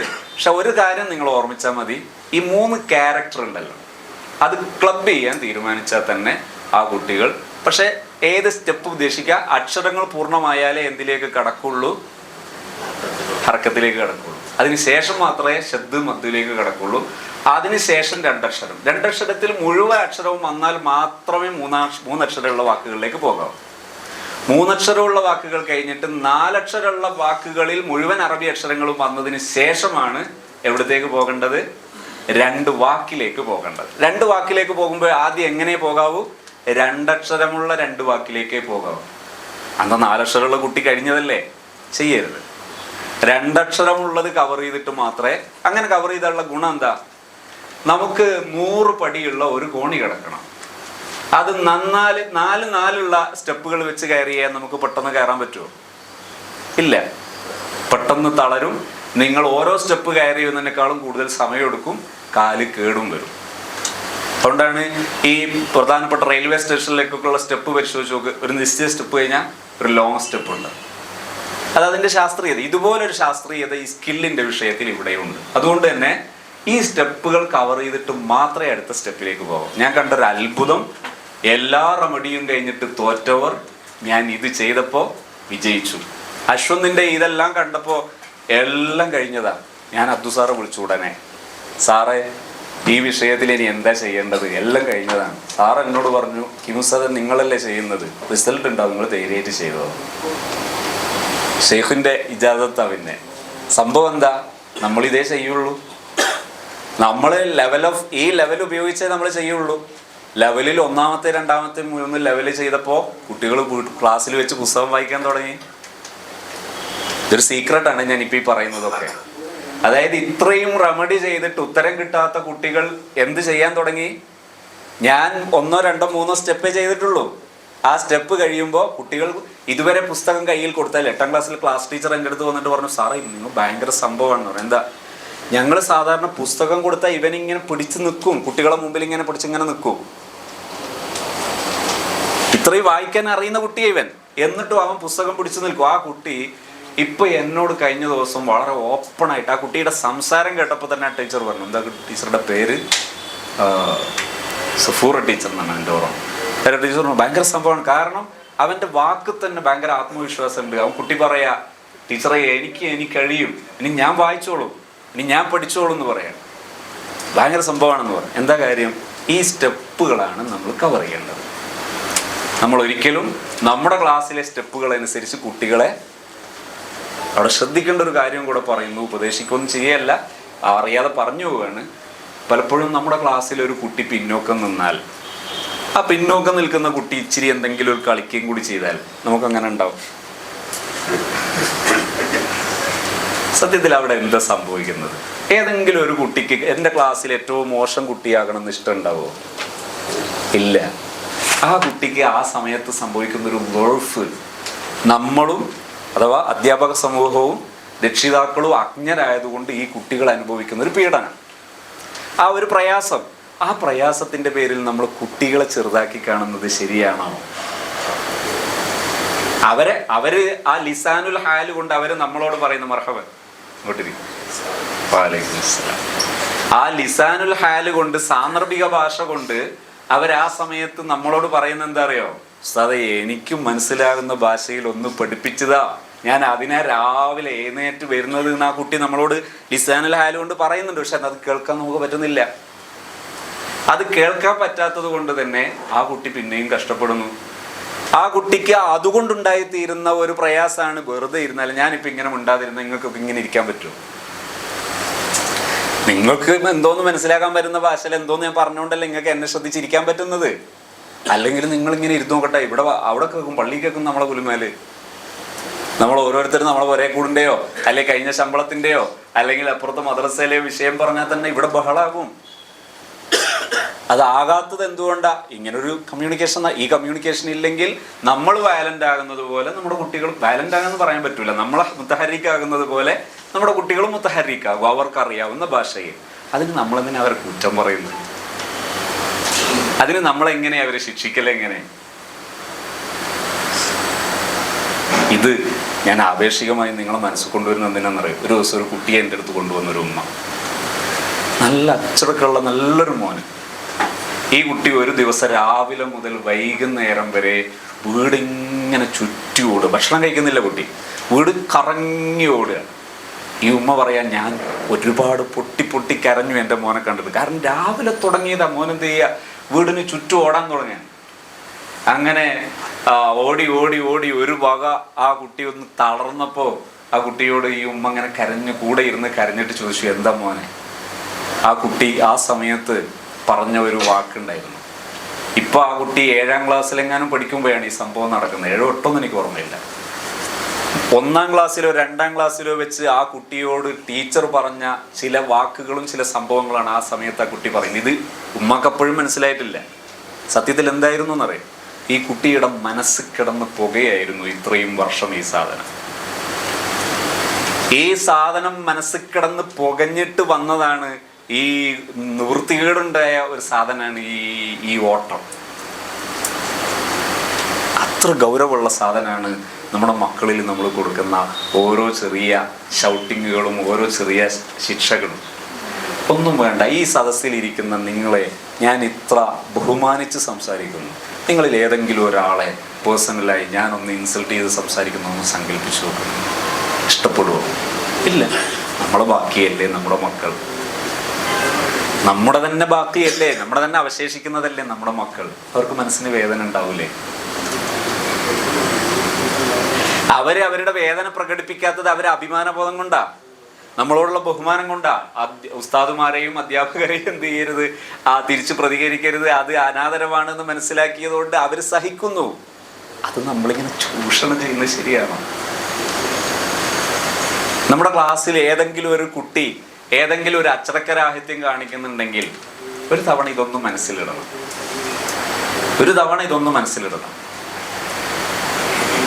ഞാനിത് വെറുതെ പറയല്ല. ഒരു ദിവസം എൻ്റെ ഇതുപോലൊരു സെഷൻ, ഇത് ജലീൽ മാഷ് ഒരു ഗവൺമെൻറ് സെക്ടറിൽ പഠിപ്പിക്കുന്ന ഒരു അധ്യാപക സംഘടനയിലൊക്കെ, ഗവൺമെൻറ് അധ്യാപക സംഘടനയിലൊക്കെ പ്രധാനപ്പെട്ട ഉത്തരവാദിത്വമൊക്കെ ഉള്ള നല്ല ഒരു നമ്മുടെ ട്രെയിനിങ്ങിലൊക്കെ നിരന്തരം അറ്റൻഡ് ചെയ്ത, നമ്മളെ പല ട്രെയിനിങ്ങുകളും കംപ്ലീറ്റ് ചെയ്ത ആളുകൂടിയാണ്. അദ്ദേഹത്തിൻ്റെ കൂടെ ഉണ്ടായിരുന്ന ജബ്ബാർ മാഷ് നല്ല ട്രെയിനറും നല്ല പ്രഭാഷകനും നല്ല അധ്യാപകനുമാണ്. അദ്ദേഹത്തിൻ്റെ സ്കൂളിലെ ഏകദേശ പ്രശ്നവും അദ്ദേഹത്തിൻ്റെ കോർട്ടിലെ വരും. പ്രധാന അധ്യാപകനല്ല. അതേസമയത്ത് അദ്ദേഹത്തിൻ്റെ അങ്ങനെ ഉണ്ടാവില്ല എല്ലാ സ്ഥാപനത്തിലും. അപ്പോൾ അയാൾ ഒരു ദിവസം ഇങ്ങനെ സെഷനിൽ ഇരുന്നപ്പോൾ പറഞ്ഞു, പിന്നെ എനിക്കൊരു പ്രശ്നം പറയാനുണ്ട്. എന്താ ഈ പ്രശ്നം പറയാനുണ്ട് എന്ന് പറയുമ്പോൾ അവിടെ 2 കാര്യമുണ്ട്. ഒന്ന്, അദ്ദേഹം എന്നെക്കാൾ എത്രയോ എബോ ആണ് എല്ലാ വിഷയങ്ങളിലും പൊതുവെ, അങ്ങനെ പ്രസംഗത്തിലായാലും ക്ലാസ്സിലായാലും എല്ലാത്തിലും. പിന്നെ വരുന്നത് എന്തുകൊണ്ടായി, എന്തെങ്കിലും കിട്ടണേ എടുക്കാലോ എന്ന് കരുതിയിട്ടാണ് വരുന്നത്. നമ്മളൊക്കെ വരുമ്പോലെ. അപ്പോൾ ഈ ഇരുത്തത്തിലുള്ള ചോദ്യത്തിൽ എന്തുകൂടിയുണ്ട്, ഇതിന് പരിഹാരം ഉണ്ടെങ്കിൽ ഞാൻ നിങ്ങൾക്ക് ടിക്ക് തരാം എന്നുകൂടി ആ പറച്ചിലുണ്ട്. അപ്പോൾ അദ്ദേഹം പറഞ്ഞു 4ാം ക്ലാസ് വരെയുള്ള സ്കൂളാണ്. എൻ്റെ ക്ലാസ്സിലൊരു കുട്ടിയുണ്ട്. കുറേ കുട്ടികൾ മുസ്ലിംസാണ്, കുറച്ച് കുട്ടികൾ ഹിന്ദുസും പഠിക്കുന്നുണ്ട്. അതിൽ ഹിന്ദുസ് പെട്ട ഒരു കുട്ടിയാണ്. ആ കുട്ടി ഇപ്പോൾ ചിലപ്പോൾ നമ്മളെ HMന്റെ ചെയറിലങ്ങ് വന്നിരുന്നാൽ HM മാറി നിന്ന് കൊടുക്കാന്നല്ലാത്ത വേറെ ഒരു ഓപ്ഷൻ ഇവിടെ ഇല്ല. അങ്ങനെ തന്നെയാണ് സത്യത്തിൽ. എല്ലാ ടീച്ചേഴ്സും ആ കുട്ടിയെ അനുസരിക്കുക എന്നല്ലാതെ അങ്ങനത്തെ ഒരു ആൾ വയലൻ്റായ ഭയങ്കര കുഴപ്പമാണ്. അങ്ങനെ ഇയാളെ ഡീൽ ചെയ്യുന്നതൊക്കെ അങ്ങനെ പറഞ്ഞപ്പോൾ എനിക്കിങ്ങനെ കൗതുകം തോന്നി. കാരണം ചെറിയ സ്കൂളുകൾ പലപ്പോഴും ഇങ്ങനെയൊക്കെയാണ് പോകുന്നതെന്ന് ഞാൻ അന്ന് മനസ്സിലാക്കിയത്. ഇതിനെന്തോ പരിഹാരം ഉണ്ടോ? അങ്ങനെ ഞാനിങ്ങനെ അയാളോട് മാക്സിമം ആ കുട്ടിയെ പറ്റി പറയാൻ പറഞ്ഞു. എല്ലാം പറഞ്ഞതിന് ശേഷം ഞാൻ പറഞ്ഞു, നിങ്ങൾ എന്ത് ചെയ്യുക, ഈ ഒരാഴ്ചയിൽ ആ കുട്ടിയുടെ വീട് വരെ ഒന്ന് പോവുക, വീടിനെ പറ്റിയും മാതാപിതാക്കളെ പറ്റിയും ഒന്ന് പഠിക്കുക. അപ്പം എന്നോട് പറഞ്ഞു, അച്ഛൻ മദ്യപാനിയാണ്. ആയിക്കോട്ടെ, നിങ്ങൾ ഒന്നുകൂടി ആ വീട് വരെ ഒന്ന് പോയിട്ടൊന്ന് നന്നായിട്ട് പഠിച്ചിട്ട് വരാൻ പറഞ്ഞു. അടുത്ത സെഷനിലിരിക്കുമ്പോൾ ഇപ്പം ഒരുപാട് കഷ്ടപ്പെട്ടിട്ടാണ് പിന്നത്തെ സെഷനിൽ വരുന്നത് സത്യത്തിൽ ഈ റിസൾട്ട് പറയാൻ. അടുത്ത സെഷനിലിരിക്കുമ്പോൾ അയാൾ പറഞ്ഞു, ഇപ്പോൾ ആ കുട്ടി മഹാസംഭവമാണ്. എന്താ ചെയ്തത്? ഞാൻ ആ കുട്ടിയുടെ വീട് വരെ ഒന്ന് പോയി. വീട് വരെ പോയപ്പോൾ എൻ്റെ പെരുമാറ്റം ആ കുട്ടിയോടുള്ളതെല്ലാം മാറി. കുട്ടി ഭയങ്കര ആളായി, കുട്ടി ഭയങ്കര അച്ചടക്കും. അതിനുശേഷം ആ കുട്ടി ആർക്കും ഒരു ശല്യവും ഉണ്ടായിട്ടില്ല.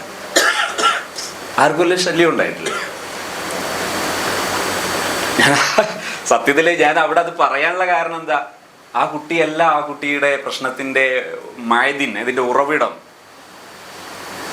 അവിടെ പോയാൽ ഏകദേശം മനസ്സിലാവും. ഒരു അധ്യാപകന്റെ മനസ്സിൽ ഒരു കുട്ടിയുടെ യഥാർത്ഥ പിക്ചർ ഉണ്ടെങ്കിൽ ആ കുട്ടിയെ പഠിപ്പിക്കാൻ നിങ്ങൾ എവിടെയും പോകണ്ട, നിങ്ങൾ ആ കുട്ടിയുടെ മുമ്പിൽ ഉണ്ടായാൽ മതി. നിങ്ങൾ ആ കുട്ടിയുടെ മുമ്പിൽ ഒരു മൽഹറായി നിങ്ങൾ ഉണ്ടായാൽ മതി. ഷുവർ, പ്രശ്നങ്ങൾക്ക് പരിഹാരം ഉണ്ടാകും. ജലീൽ മാഷ് പറഞ്ഞത് സംഭവം ഞാൻ ചുരുക്കി പറയാം. ഇതുപോലെ ഒരു കുട്ടിയുടെ ഒരു വിഷയം പറഞ്ഞു. കുട്ടി പുസ്തകമില്ലാതെ എപ്പോഴും വരും അല്ലേ, പുസ്തകമില്ലാതെ എപ്പോഴും വരും. ഇതിനെന്താ ചെയ്യേണ്ടതെന്ന് ചോദിച്ചു. ഞാൻ പറഞ്ഞു, ആ കുട്ടിയെ ഓർമ്മപ്പെടുത്തി കൊടുത്താൽ പോരെ. ആ കുട്ടി വീട്ടിൽ നിന്ന് ഇറങ്ങാൻ സമയത്ത് നിങ്ങളൊന്ന് ആ കുട്ടിയെ ഓർമ്മപ്പെടുത്തി കൊടുക്കുക. എന്താ ഒരു ദേവാൻ അങ്ങനെയും ചെയ്തുകൂടെ? ചെയ്യാൻ തീരുമാനിച്ചു. പിറ്റേ ദിവസം പുസ്തകം നോക്കേണ്ട സമയത്ത് ഇത് മറന്നുപോയി എന്നുള്ളത് ഓർമ്മയായി. ഉച്ചക്ക് സമയത്ത് ലഞ്ചിൻ്റെ സമയത്ത് നേരെ മൂപ്പര് 2 വീലർ എടുത്ത്, അടുത്ത് തന്നെയാണ് വീട്, പോകാവുന്ന ദൂരത്താണ് വീട്. ആ വീട്ടിൽ ചെന്നു. ചുരുക്കി പറയാം, ആ വീടുമായിട്ട് കണ്ട് പരിചയപ്പെട്ടി. അന്നു മുതൽ ആ കുട്ടിയുടെ പ്രശ്നങ്ങളൊക്കെ അവസാനിച്ചു അല്ലേ, എല്ലാം തീർന്നു. ഇത്ര എളുപ്പം. അല്ലെങ്കിൽ ഇത്ര കൊല്ലം നമ്മളതിൻ്റെ പിന്നാലെ കൂടുന്നത് എത്ര കൊല്ലം. മറക്കവൻ നമ്മളിപ്പോ ഈ പറഞ്ഞ കാര്യങ്ങളിലൊക്കെ ഇപ്പോൾ ഏറെക്കുറെ ആകത്തുക സ്വന്തത്തെ മനസ്സിലാക്കുക, അതോടുകൂടി എല്ലാത്തിനും പരിഹാരം ഉണ്ടാക്കുകയാണ്. എങ്കിലും ഇവിടെ ഒരു ചോദ്യം, ഈ കുട്ടികൾക്കൊക്കെ ഒരേ ബുദ്ധിയല്ലല്ലോ, എല്ലാ സമയത്താണ് വ്യത്യസ്ത ബുദ്ധികളാണ്. അപ്പോൾ ഒരേ സ്റ്റേജിലല്ല ഈ മക്കളൊക്കെ. എങ്കിൽ ഈ കുറഞ്ഞ ടൈമിനുള്ളിൽ എല്ലാവരും കൂടി മാനേജ് ഒറ്റ കൂട്ടിരിക്കുക എന്ന് പാടില്ല, വിരസത പാടില്ല. ഉള്ള കുട്ടികൾക്ക് കഴിഞ്ഞു മറ്റുള്ള കുട്ടികളെയും കൂടി ഈ കുറഞ്ഞ ടൈമിൽ മാനേജ് ചെയ്യാൻ പറ്റിയൊരവസ്ഥ ഏതാണ്? പിന്നോക്കാവസ്ഥ ഉണ്ടെങ്കിലാണ് ആ വിഷയം വരുന്നത്. കുട്ടികളിൽ ഒരു വിഭാഗത്തിന് പിന്നോക്കാവസ്ഥയുണ്ടാണെങ്കിലാണ് ഈ വിഷയം വരുന്നത്. ഇവിടെ കുസാൻ തിരുത്തെ പിന്നോക്കാവസ്ഥയുണ്ടെങ്കിലാണ് ഈ വിഷയം വരുന്നത്. അവിടെ നമ്മൾ ഉപയോഗിക്കേണ്ടത് പെയർ ടീച്ചിങ് ആണ് ഉപയോഗിക്കേണ്ടത്. കോമൺ ആയിട്ട് പറയാൻ പറ്റുന്ന വിഷയങ്ങൾ, അതായത് ഒരു ക്ലാസ് നിങ്ങൾ 40 മിനിറ്റാണ് എടുക്കുന്നതെങ്കിൽ ആ 40 മിനിറ്റിൽ വളരെ ചെറിയൊരു സമയം മാത്രമേ നമുക്ക് എന്തിനാവശ്യമുള്ളൂ, കോമൺ ആയിട്ടുള്ള ടീച്ചിങ്ങിന് ആവശ്യം വരുള്ളൂ. ബാക്കിയുള്ള ഭാഗം നമ്മൾ ഉപയോഗപ്പെടുത്തേണ്ടത് പെയർ ടീച്ചിങ്ങിന് ഉപയോഗപ്പെടുത്തിയാൽ ആ കുട്ടികൾക്ക് എല്ലാവർക്കും ഒരുപോലെ ഉപയോഗപ്പെടും. അതായത് ബുദ്ധിയുള്ള നല്ല സമർത്ഥരായ കുട്ടികളെ സമർത്ഥരല്ലാത്ത കുട്ടികൾക്ക് കാര്യങ്ങൾ പറഞ്ഞു കൊടുക്കാൻ വേണ്ടി യൂസ് ചെയ്യുന്ന ഒരു സിസ്റ്റം ഉപയോഗിച്ചാൽ വളരെ ഭംഗിയായിട്ട് ആ ക്ലാസ് മാനേജ് ചെയ്യാൻ കഴിയും. പക്ഷെ അതിനെന്ത് വേണമെന്ന് ചോദിച്ചാൽ, ഞാൻ പലപ്പോഴും എനിക്കിങ്ങനെ പറയാൻ തോന്നാറുണ്ട്, അതിലെ ശരി തെറ്റുകൾ വിലയിരുത്താൻ പറ്റുന്നവരാണല്ലോ നമ്മൾ പറയുന്നത്.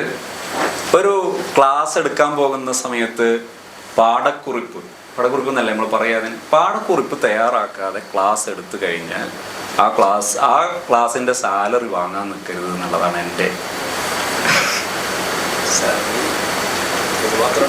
അതെ, ആ 10 റുപ്യ ആണെങ്കിൽ പോലും, ആ ഒരു ചെറിയൊരു സാലറി ആണെങ്കിൽ പോലും അത് ഞാൻ ഈ വിഷയം പഠിച്ചതിന് ശേഷം എൻ്റെ മനസ്സൊന്ന് തികട്ടി വരുന്ന ഒരാശയാണ്, പാഠക്കുറിപ്പ് തയ്യാറാക്കാതെ ഒരു മദ്രസയിലോ സ്കൂളിലോ എവിടെയാണെങ്കിലും ഒരു ക്ലാസ് നമ്മൾ എടുക്കുന്നുണ്ടെങ്കിൽ ആ ക്ലാസ്സിൻ്റെ നെത്തീജ ഉണ്ടാകൂല.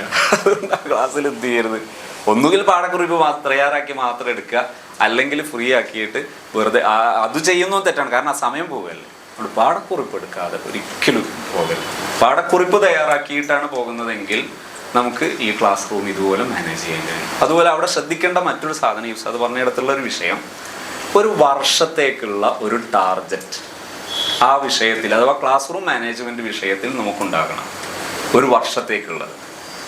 ഈ ക്ലാസ് കഴിഞ്ഞ് ഈ പ്രോഗ്രാം കഴിഞ്ഞ് തിരിച്ചു പോകുന്നതിന് മുമ്പായിട്ട് നിങ്ങൾക്ക് കിട്ടേണ്ട 1-2 കാര്യങ്ങൾ ഞാൻ സൂചിപ്പിക്കുന്നു.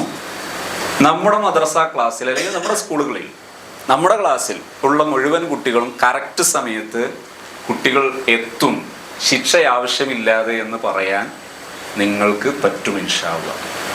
രണ്ടാമത്തെ വിഷയം, ഈ ക്ലാസ് കഴിഞ്ഞ് തിരിച്ചു പോകുമ്പോഴേക്ക് നിങ്ങൾക്ക് കിട്ടുന്ന മറ്റൊരു കാര്യം, ഒരു വാർഷികാടിസ്ഥാനത്തിലുള്ള ഇതാണ് ഞാനിപ്പോൾ ഈ സംസാരിക്കുന്നതൊക്കെ.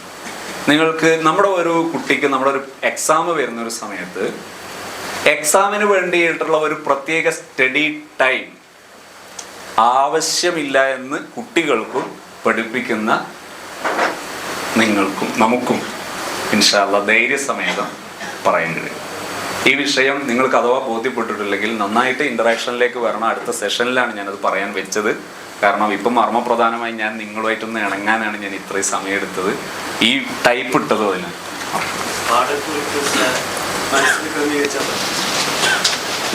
മനസ്സിൽ ക്രമീകരിച്ചാൽ പോലെ എന്നൊരു ചോദ്യമുണ്ട്. അതിൻ്റെ വിഷയം എവിടെയാന്ന് പറഞ്ഞാൽ, മനസ്സിൽ ക്രമീകരിക്കുന്ന സമയത്ത് മനസ്സിലേക്ക് നമ്മൾ ആശയം എത്തുന്നത്, ചോദ്യം എന്താ അറിയോ, പാഠക്കുറിപ്പ് നമ്മൾ സ്ഥിരമായിട്ട് എടുക്കുന്നതല്ലേ.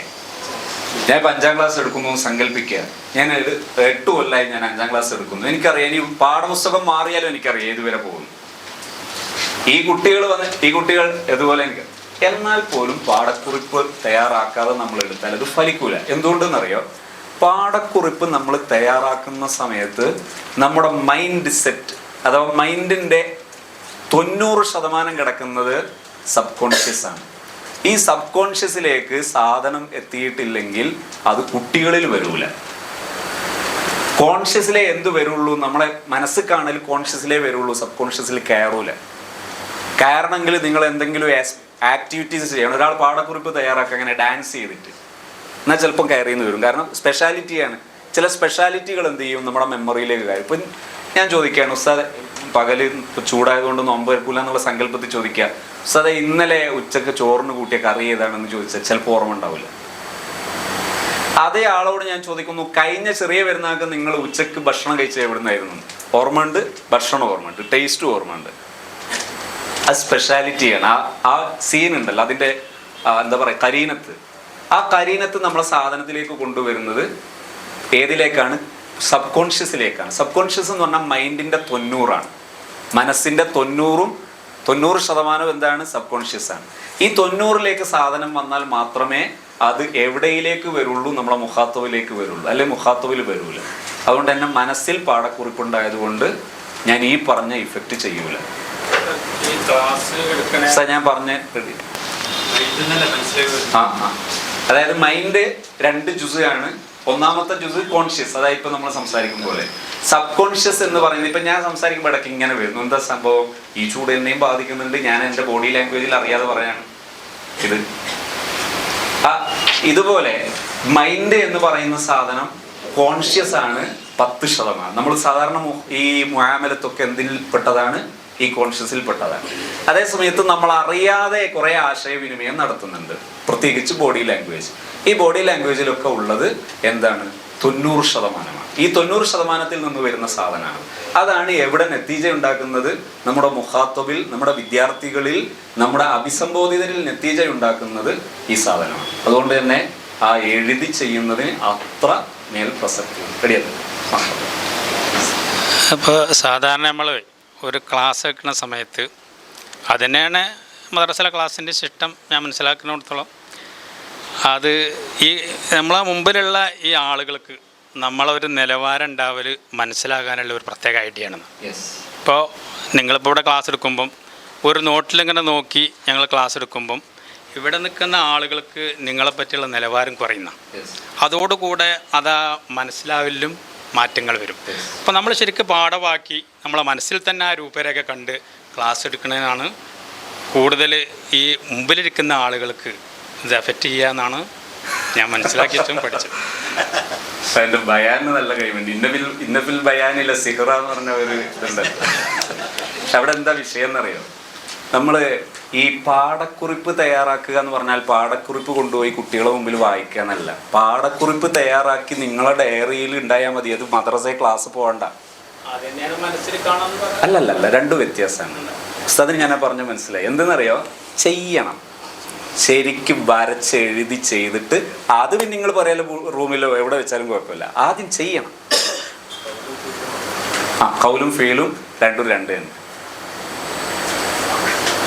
ഞാൻ പറഞ്ഞ ധാരണ അല്ലേ പറയാട്ടോ. ഞാൻ ഇങ്ങനെ ഏകപക്ഷി അംഗീകരിക്കൊന്നും വേണ്ട. ഞാൻ കാരണം എൻ്റെ അടുത്ത് ഖത്ത് ഉണ്ടാവില്ല നേരത്തെ എന്തോന്ന് ചോദിച്ചത്.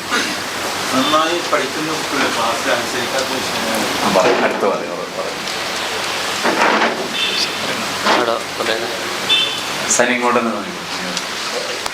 സദറു മാലിന്യമായി ജോലി ചെയ്യുന്ന ഉസ്താദുമാർക്ക് വലിയ സന്തോഷമായിരിക്കും. മാലിന്യങ്ങൾക്ക് ചിലപ്പോൾ വിഷമമുണ്ടാവും. കൂട്ടത്തിൽ 30 ഉസ്താദുമാരുണ്ട് എന്ന് പറഞ്ഞപ്പോൾ അവർക്കും ഒരു പക്ഷേ ഹാപ്പിയാകാൻ സാധ്യതയുണ്ട്. ഞാൻ നേരത്തെ ഉസ്താദിൻ്റെ വിഷയാവതരണം ഇതുവരെ കേട്ടപ്പോൾ എനിക്ക് വലിയ ആത്മവിശ്വാസം തോന്നി. അറിയാതെ വീട്ടാതെ ചില ചികിത്സകൾ നടത്തി അങ്ങനെ ഒരു പ്ലസ് പോയിന്റ് പല മാലിന്യങ്ങളും മദ്രസകളിൽ നിന്നും ലഭിച്ചിട്ടുണ്ട്. 22 വർഷം ഖത്തീബായി ജോലി ചെയ്തപ്പോൾ ശരിയായ അധികാരമുണ്ടായിരുന്നു. അപ്പോൾ മാലിന്യങ്ങളെയും നാട്ടുകാരെയും കുട്ടികളെയൊക്കെ നമ്മുടെ പരിധിയിലായതുകൊണ്ട് ശരിക്കും കൈകാര്യം ചെയ്യാൻ പറ്റിയിരുന്നു. ഇപ്പോൾ 2 വർഷത്തോളമായി സദർ മാലിന്യമായി വലിയ മദ്രസയിൽ ജോലി ചെയ്യുന്നു. 11 ഉസ്താദുമാരുണ്ട്. ഈ തൊട്ടുമുകളിൽ വേറെയും ഒരു ഉസ്താദുണ്ട്. അപ്പോൾ എന്നെ സംബന്ധിച്ചിടത്തോളം ട്രെയിനറോ അല്ലെങ്കിൽ മനഃശാസ്ത്രജ്ഞനാണെങ്കിലും മനഃശാസ്ത്ര പുസ്തകങ്ങൾ വായിക്കും. Salam sir, Saleem sir, Muhsin sir തുടങ്ങിയ ഒരുപാട് ആളുകളുള്ള ഒരു ഗ്രൂപ്പിലൊരു അംഗം കൂടിയാണ്. ഇതിൽ ആൻജി ഉസ്താദില്ല എന്നതാണ് അതിൻ്റെ വേറെ പ്രത്യേകത. അപ്പം അങ്ങനെ ഉണ്ടെങ്കിൽ ഇത് ഈ ക്ലാസ്സിൽ എനിക്ക് വരേണ്ട ആവശ്യം ഉണ്ടായിരുന്നില്ല. ഒരുപാട് സംശയങ്ങൾ എത്തിയിട്ടായിരുന്നു. നേരത്തെ പറഞ്ഞ ഒരുപാട് മെത്തേഡുകൾ, വികൃതിയുള്ള കുട്ടികൾ, അതുപോലെ തന്നെ അക്ഷരം പഠിക്കാത്ത കുട്ടികൾ, അതൊക്കെ ചെയ്ത് റെമഡി ക്ലാസ് അതുപോലെ തന്നെ മറ്റു വിഷയങ്ങളൊക്കെ ചെയ്ത് എനിക്കതിൻ്റെ റിസൾട്ട് കിട്ടിയിട്ടുണ്ട്. അൽഹംദുലില്ലാഹ്. അതിന് ഒരു പ്ലസ് പോയിന്റ്, നമ്മൾ ക്ലാസ്സിൽ കയറിയാൽ ഉസ്താദ് പറഞ്ഞ പോലെ പല അധ്യാപകരും എന്നോടൊക്കെ ചോദിക്കലുണ്ട് എന്താ ചെയ്യേണ്ടത് കുട്ടികളെ. ഞാൻ പറഞ്ഞ ഒറ്റ മെത്തേഡ്. ആദ്യം നമ്മൾ കുട്ടികളെ മൊത്തമായി നിങ്ങൾക്ക് സ്നേഹിക്കാൻ പറ്റുമോ? നിങ്ങൾ ആ ക്ലാസ് റെഡി ആയിരിക്കും. കുട്ടികളെ നിങ്ങൾ ആദ്യം മനസ്സിലാക്കുക, സ്നേഹിക്കുക. പാഠക്കുറിപ്പ് വേണമെന്ന് പറഞ്ഞു. പക്ഷേ അദ്ദേഹത്തിൻ്റെ ചോദ്യത്തിന് മനസ്സിൽ പോരെന്ന് പറഞ്ഞു. എഴുതണം, അതിന് വലിയ പ്ലസ് പോയിന്റ് എന്ന് ഉസ്താദ് പറഞ്ഞു. ശരിയാണ്. എന്നെ സംബന്ധിച്ചിടത്തോളം ക്ലാസ് കയറും, പാഠക്കുറിപ്പ് ഉണ്ടാകും, മനസ്സിലുണ്ടാവും, ചിലപ്പോൾ എഴുതിയിട്ടും വാട്സപ്പിൽ എഴുതാം, വാട്സപ്പിലുണ്ടാവും, ഒരു കുറിപ്പുണ്ടാവും. പക്ഷെ ആ ക്ലാസ്സിൽ കയറുമ്പോൾ അന്നത്തെ ക്ലാസ്സിൽ കുട്ടികളുടെ മുഖഭാവവും സിറ്റുവേഷനും അവരുടെ ആദ്യത്തുള്ള ഒരു പ്രതികരണം എന്തായിരിക്കും അതിനനുസരിച്ചായിരിക്കും പിന്നെ ക്ലാസ് പോവുക. അത് എഫക്റ്റ് ചെയ്തതായി പ്ലസ് പോയിന്റ് കിട്ടിയതായി. ഇപ്പോൾ ഉസ്താദ് പറഞ്ഞു 1 വർഷത്തേക്കുള്ള ഒരു മെത്തേഡ് നമ്മൾ ഉണ്ടാക്കണം. അൽഹംദുലില്ലാഹ് ഞാനിപ്പോൾ ഒരാഴ്ച കൊണ്ട് 1 വർഷത്തേക്കുള്ള മെത്തേഡ് ഉണ്ടാക്കിയിട്ടുണ്ട്. ഏത് സദർ ഉസ്താദ് നിലക്ക് മദ്രസയിൽ നടക്കും. ഇന്നലെ സദർ ഉസ്താദ്മാരുള്ള റേഞ്ച് ഗ്രൂപ്പിലിട്ടപ്പോൾ റേഞ്ച് പ്രസിഡന്റ് അതിന് അനുകൂലം പറഞ്ഞ് ചർച്ച ചെയ്യണം എന്നൊക്കെ പറഞ്ഞു. 1 വർഷത്തേക്കുള്ള 2-3 ഉസ്താദ്മാർക്ക് അയച്ചു കൊടുത്തിട്ടുണ്ട്. അപ്പോൾ ഇവിടെ എൻ്റെ ആശങ്ക എന്ന് പറഞ്ഞാൽ നമ്മളിതൊക്കെ ചെയ്യുന്നു, കരുതുന്നു, മദ്രസ മെച്ചപ്പെടുത്തണം എന്നുള്ള ആഗ്രഹമുണ്ട്. പക്ഷേ കുട്ടികളും ഒക്കെ മാനേജ്മെൻറ്റും ഒക്കെ രക്ഷിതാക്കളും ഒക്കെ നമ്മുടെ കൂടെ ജോലി ചെയ്യുന്ന ഉസ്താദന്മാരെ അല്ലേ, അവരെങ്ങനെ നമ്മളെ പരിധിയിൽ കാരണം ഇപ്പം ജോലി ചെയ്യുന്ന സ്ഥലത്ത് 17 വർഷം 18 വർഷം 37 വർഷം ജോലി ചെയ്യുന്ന ഉസ്താദ്മാരുടെ കൂടെയുള്ള. അപ്പോൾ റേഞ്ചിൽ തന്നെ എന്നെ അറിയുന്ന ഉസ്താദ്മാർ നിങ്ങളെ മെത്തേഡെല്ലാം ഓക്കെയാണ്, പക്ഷെ നിങ്ങൾ അംഗീകരിക്കാൻ കെട്ടിക്കൊള്ളുന്നില്ല. ആ ഒരു ആശങ്ക വെച്ചുകൊണ്ട് മാത്രമാണ്. അപ്പോൾ നമ്മുടെ മുകളിലുള്ള അവിടുത്തെ സെക്രട്ടറിയും കൂടിയായ +1 +2 ക്ലാസ് എടുക്കുന്ന കണ്ണൂർ ജില്ലയിലെ പ്രഗത്ഭരായ ഉസ്താദ് അല്ലാഹു ആഫിയത്ത് ദീർഘായുസ്സ് അവർക്ക് വലിയ അവർക്കിപ്പോൾ സുഖമില്ല എന്നാലും ക്ലാസ് എടുക്കാൻ പറയും, പേരൊന്നും പറയുന്നില്ല. അപ്പോൾ അവർക്ക് താല്പര്യമുണ്ട് മദ്രസ ഉഷാറാക്കണം. അങ്ങനെ ഈ പരസ്യം കണ്ടിട്ട് ഓരാണ് പറഞ്ഞത്, ഇതിന് ചിലവൊക്കെ ഞാൻ വഹിച്ചോളാം, നിങ്ങളൊന്ന് പോകണമെന്നാണ്. എന്നിട്ട് ഞങ്ങൾക്ക് ക്ലാസ് എടുത്ത് തരണോ, ആ ക്ലാസ്സിൽ ആ മുഅല്ലിങ്ങളെ എനിക്ക് തിരിപ്പിക്കാൻ കഴിയണം അല്ലേ? അതാണ് വേണ്ടത്. വർഷത്തെ മെത്തേഡും വിഷയങ്ങളും അൽഹംദുലില്ലാഹ് ഉസ്താദ് പറഞ്ഞെടുത്ത് ഏകദേശം ആ വിഷയം ഞാൻ പറഞ്ഞല്ലോ, ഒന്നും അല്ലെങ്കിലും ട്രെയിനർമാരെ കൂടെ ചേർന്നുകൊണ്ടും അതുപോലെ മൊയ്നുദ്ദീൻ ഡോക്ടർ വിശ്വാസങ്ങളുടെ ഇത് മനഃശാസ്ത്ര പുസ്തകങ്ങളും മറ്റൊക്കെ വായിക്കുന്നതുകൊണ്ട് അൽഹംദുലില്ലാഹ് കുറേയൊക്കെ റെഡിയാണ്. ഇൻഷാ അല്ലാഹ് ഉസ്താദിൻ്റെ ഈ ക്ലാസ് ഇതുവരെ വലിയ സന്തോഷം നൽകിയിട്ടുണ്ട്. അള്ളാഹു കാര്യരൂപത്തിൽ കൊണ്ടുവരാൻ അള്ളാഹു നമുക്ക് തൗഫീഖ് ചെയ്യട്ടെ. ഈ ചോദ്യത്തിന്റെ ഉത്തരം എന്താ അറിയാം? ഞാൻ പറയുന്ന ഉത്തരം ഇൻഷാ അല്ലാഹ് റബ്ബിന്റെ തൗഫീഖ് കൊണ്ട് നമ്മുടെ ഉസ്താദുമാരുടെയൊക്കെ ബർക്കത്ത് കൊണ്ട് നിങ്ങളൊരു 3 മാസം ഈ ഉസ്താദ് നമ്മുടെ ബേസിക് ട്രെയിനിങ്ങിൽ കംപ്ലീറ്റഡ് ആയിട്ട് പങ്കെടുക്കുമെങ്കിൽ, അഥവാ ആഴ്ചയിൽ ഒരു ക്ലാസ് എന്നുള്ള രീതിയിൽ പങ്കെടുക്കുമെങ്കിൽ ആ ഉസ്താദിനോട് നമുക്ക് പറയാം. പക്ഷെ അത് വെള്ളം കുടിച്ച ദാഹമാറും നമുക്ക് പറയില്ലേ, അതുപോലെ നമുക്ക് എന്ത് പറയാം, ആ മദ്രസയിലെ എത്ര സീനിയോറിറ്റി ഉള്ള ഉസ്താദുമാരാണെങ്കിലും അവര് നിങ്ങളെ അനുസരിക്കും. അതിന് ദലീലാണ് മൂപ്പര് പറയാൻ പോകുന്നത്. ഇപ്പൊ ഫുള്ള് കംപ്ലീറ്റ് ചെയ്തിട്ടില്ല എന്ന് തോന്നില്ലേ? മൈക്ക് വെച്ചാണ് വേണ്ട. ഞാൻ നേരത്തെ ഉസ്താദ് പറഞ്ഞ ഈ ആശയം, ഞാൻ ഗൾഫിലായിരുന്നു. ഗൾഫിൽ നിന്ന് വന്ന് ഏകദേശം ഒരു 3 മാസം ഞാൻ ക്ലാസ് എടുത്തിട്ടുള്ളൂ. പക്ഷേ അവിടെയുള്ള ഉസ്താദുമാരെല്ലാം എനിക്കെതിരായിരുന്നു. ഞാൻ പ്രത്യേകമായ വേറൊരു ശൈലിയായിരുന്നു ഉസ്താദ് നേരത്തെ പറഞ്ഞതുപോലെ അക്ഷരം പഠിപ്പിക്കുക. ആ അക്ഷര പഠനത്തിലേക്കാണ് ഞാൻ കാര്യമായിട്ട് ശ്രദ്ധിച്ചത്. അങ്ങനെ അതൊക്കെ പഠിപ്പിച്ചു നല്ല നിലവാരത്തിലേക്ക് വന്നപ്പം അവിടെ ഉണ്ടായിരുന്ന ഉസ്താദുമാർ എനിക്കെതിരായി. എനിക്ക് എങ്ങനെയായിട്ടും ആ കാര്യങ്ങൾ മുന്നോട്ട് കൊണ്ടുപോകാൻ കഴിഞ്ഞില്ല. പിന്നെ ലാസ്റ്റ് അതൊക്കെ ഗൾഫിലും എല്ലാ സ്ഥലങ്ങളിലും എത്തി ഈ ഉസ്താദ് എന്തോ പഠിപ്പിക്കുന്നുണ്ട്. പക്ഷെ ഞാൻ പഠിപ്പിക്കുന്ന ആശയം പിന്നീട് അവർക്കൊക്കെ കൊടുത്തു. പക്ഷെ എല്ലാവരും അംഗീകരിക്കുകയും ചെയ്തു. ഇപ്പോൾ അവരൊക്കെ എന്നോട് ആവശ്യപ്പെടുന്നത് അങ്ങനെ തന്നെ പഠിപ്പിക്കണം. പക്ഷെ ഞാനിപ്പോൾ അവിടെ നിന്ന് എന്തായി, ഇതുകൊണ്ട് ചെയ്തതുകൊണ്ട് തൽക്കാലം എന്നെ അവിടെ പിരിച്ചുവിട്ടു. ഞാൻ അവിടെ കാര്യങ്ങളൊക്കെ അവതരിപ്പിച്ച് പിന്നീട് എന്നെ അനുകൂലിക്കുകയും പിന്നീട് അവരൊക്കെ എനിക്ക് എൻ്റെ ഇതിൽ കൊണ്ടുവരാൻ കഴിഞ്ഞു. അൽഹംദുലില്ലാഹ് നല്ല റാഹത്തിൽ ഞാൻ എന്താക്കി ആ ക്ലാസ് പൂർത്തീകരിച്ചു. പക്ഷെ ഞാൻ പഠിപ്പിച്ച അതല്ലാത്ത ഒരൊറ്റൊന്നും, ഈ അക്ഷരങ്ങളല്ലാത്ത ഞാൻ പഠിപ്പിച്ച ക്ലാസ്സിൽ അതല്ലാത്ത ഒന്നും ആ കുട്ടിക്ക് അറിയില്ല. പക്ഷെ ആ നാട്ടുകാർ അംഗീകരിച്ചു, ഉസ്താദ് അംഗീകരിച്ചു. പക്ഷേ ലാസ്റ്റ് എന്തായി, എനിക്ക് ജോലിയിൽ നിന്ന് പോരേണ്ടി വന്നു. അത്ര ഉണ്ടായിരുന്നു. ഏതായാലും ഇതിൽ ഒരു കാര്യം എനിക്ക് പറയാനുള്ളത്, അത് ട്രെയിനിങ്ങിന്റെ ഭാഗമായിട്ടാണ് അത് വേണ്ടത്. കാരണം ഓരോ സമയത്തും ഹാലനുസരിച്ച് എന്ത് പറയാം, അവിടെയുള്ള വിഷയങ്ങൾക്ക് തകയ്യുറുണ്ടാകാം, മാറ്റങ്ങൾ ഉണ്ടാകാം. ആ മാറ്റങ്ങൾക്കനുസരിച്ചുള്ള ഒരു ഫോളോ അപ്പ് ട്രെയിനിങ് ആണ് വേണ്ടത്. അതിൽ ഇൻഷാ അല്ലാഹ് നമ്മൾ അതിൽ കൂടുതൽ അവിടെയെല്ലാം ഞാൻ നേരത്തെ പറഞ്ഞ ഉസൂലാണ് വരുന്നത്. ഇതൊരു വലിയ ഇഷ്യൂസ് ആണല്ലോ. ഈ വലിയൊരു ഇഷ്യൂ തീർക്കാൻ വേണ്ടി സ്വീകരിക്കേണ്ട യഥാർത്ഥ പരിഹാരം എപ്പോഴും ഏറ്റവും ഐസർ, യുസറിന്റെ ഇസ്മു തഫ്ളീൽ ഉപയോഗിക്കാൻ ഏറ്റവും എളുപ്പമുള്ള മെത്തേഡായിരിക്കും അവിടുത്തെ ശരിയായ പരിഹാരം. ഏറ്റവും എളുപ്പമുള്ള മെത്തേഡായിരിക്കും അവിടുത്തെ ശരിയായ പരിഹാരം. ആ ശരിയായ പരിഹാരം മാത്രമേ അതിന് പരിഹാരമാകുള്ളൂ. അതിന് നമ്മളെ തുടർച്ചയായുള്ള ട്രെയിനിങ്. കാരണം ഇപ്പോൾ ഒരു ക്ലാസ്സിലെ ഏതോ ഒരു വിഷയം പഠിപ്പിക്കലാണെങ്കിൽ ചിലപ്പോൾ ഒരു സെഷൻ മതി. കാരണം ഇതല്ലല്ലോ, നമ്മൾ മൊത്തം ആൾക്കാർ നമ്മളെ അണ്ടറിൽ വരിക എന്നുള്ളതാണല്ലോ ഇവിടുത്തെ കണ്ടന്റ്. അതിലേക്ക് ട്രെയിനിങ് വരണമെങ്കിൽ എന്തെന്നെ വേണം, ആ ആള് ആ വിഷയം ചെയ്യുമ്പോൾ സിസ്റ്റത്തിലുണ്ടാകുക. അങ്ങനെയാണെങ്കിൽ തീർച്ചയായിട്ടും നമുക്ക് എന്തിനു സാധിക്കും, ആ പറഞ്ഞ പ്രശ്നം തീർത്തു കൊണ്ടുവരാൻ സാധിക്കും. സൈന്യ പറഞ്ഞ് റെഡി ആയിട്ടില്ലേ? പറയട്ടെ. ഞാൻ പറഞ്ഞ വിഷയം ബോധ്യപ്പെട്ടില്ലേ? ഞാൻ പറയുന്നത് ഒരു 3 മാസത്തെ ബേസിക് ട്രെയിനിങ്, അത് ഓൺലൈൻ ആയാലും മതി, അതിൽ പങ്കെടുക്കുന്ന സമയത്ത്. പക്ഷെ ആ ട്രെയിനിലും ഞാനിങ്ങനെ കുറേ ക്ലാസ് എടുക്കലല്ല. നിങ്ങൾ ഓരോരുത്തരുടെ വിഷയങ്ങൾ പറയുന്നു, ഞാൻ അതിന് ഇന്നതാണ് സൊല്യൂഷൻ എന്ന് അഭിപ്രായപ്പെടുന്നു. അത് അടുത്ത ആഴ്ച അതിൻ്റെ തുടർച്ച എന്താ നടന്നത്, നമ്മൾ പറഞ്ഞതാണോ നടന്നത് അല്ലെങ്കിൽ മറ്റെന്താണോ, അങ്ങനെ ആഴ്ചകൾ അങ്ങനെ തുറന്നു പോകുമ്പോൾ ഞാൻ പറഞ്ഞ ആ ഒരു കാലാവധി പൂർത്തിയാകും ഇൻഷാ അല്ലാഹ്.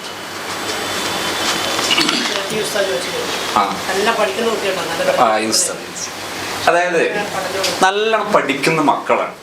പക്ഷെ ഈ മക്കള് എന്ത് ചെയ്യുന്നില്ല, അച്ചടക്കം കാണിക്കുന്നില്ല അല്ലേ, അദബുകേടുകൾ കാണിക്കുന്നു. അതിലേതെങ്കിലും മുഅയ്യനായ ഒരു സംഭവം പറയാൻ പറ്റും? ചോദ്യം മനസ്സിലായോ? നമ്മൾ ക്ലാസ് ഉഷാർ, ഒരു ക്ലാസ്, ആ ക്ലാസ്സിൽ നന്നായി പഠിക്കുന്ന മക്കളാണ്, പക്ഷെ അവര് അനുസരിക്കില്ല. ഇതാണ് കണ്ടന്റ്. പക്ഷെ ഇതെന്താണ്? ഇതൊരു ജാമ്യമായ സാധനമാണ്. ഒരു എന്താ പറയുക, ഒരു കായിക പോലെയാണ്. അതേസമയത്ത് അതിലെ ഒരു വാക്യത്ത് ഉണ്ടാവില്ല, ഒരു സംഭവം. കുട്ടികൾ നന്നായിട്ട് ഖുർആൻ ഓതും. അവർ നോക്കി ഓതുകയാണ്, ഞാൻ ഓതി കൊടുത്ത് നോക്കി ഓതുകയാണെങ്കിൽ ആ കുട്ടി നന്നായിട്ട് ഖുർആൻ ഓതും. പക്ഷേ ആ കുട്ടി നോക്കാൻ വായിക്കണ വേണ്ടി സ്റ്റാഫ് നോക്കാൻ വേണ്ടി പറഞ്ഞ മക്കളിൽ ഓതി കൊടുക്കുമ്പോൾ ഈ കുട്ടി മറ്റെന്തെങ്കിലും കളി കളിക്കും, അല്ലെങ്കിൽ മറ്റവനെ പിടിച്ചു തോന്നും, അല്ലെങ്കിൽ ഇവൻ്റെ തോളിൽ കഴിക്കണം. അപ്പം ശ്രദ്ധിക്കില്ല. ഒരു പ്രാവശ്യം ഞാൻ ചെവി പിടിച്ചു. അപ്പോൾ അന്ന് കുറച്ച് ഇഷ്ടമായി. രണ്ടാമത്തെ പ്രാവശ്യം പിന്നെ അവിടെ ഒരു ഉദാഹരണം കൂടി ഉണ്ട്. ക്ലാസ്സിൽ കുട്ടികളെ അടിക്കൂലെന്ന് കമ്മിറ്റി പ്രത്യേകം ഞാൻ ആ കുട്ടി പരീക്ഷ നല്ല മാർക്കുണ്ട്. ഈ കുട്ടി ശ്രദ്ധിക്കാണെങ്കിൽ നന്നായിട്ട് പഠിക്കാൻ പറ്റും. ഈ കണ്ടന്റ് മനസ്സിലായില്ലേ? അതായത് കുട്ടി നന്നായിട്ട് ഓതും, പഠിക്കുകയും ചെയ്യും. പക്ഷെ മുസഹഫ് ഓതുന്ന സമയത്ത് ഇതൊന്ന് നോക്കി ഓതുന്ന് പറഞ്ഞാൽ കുട്ടി അനുസരിക്കൂല. അവിടെ എന്താ ചെയ്യേണ്ടത്? ഈ വിഷയത്തിന് കുട്ടിക്ക് കിട്ടേണ്ടത് പേഴ്സണൽ കൗൺസിലിംഗ്. അതായത് കൗൺസിലിംഗ് എന്ന് പറഞ്ഞാൽ നമ്മളെ സൈക്കോളജിസ്റ്റിന്റെ ആ മുസ്തലഹായ കൗൺസിലിംഗ് അല്ല. പിന്നെ ആ കുട്ടിയെ ക്ലാസ്സിന്റെ, ഇപ്പോൾ കുട്ടികളെല്ലാം ഓതുന്ന ഒരു സമയത്ത് ഒന്ന് അതിൻ്റെ എല്ലാവരും കാണാൻ, ഒരു ഹഫിയാകണ്ട, കാണുന്ന രീതിയിൽ തന്നെ ആ കുട്ടിയോട് പേഴ്സണലായിട്ട് സംസാരിക്കുക. നമ്പർ 1.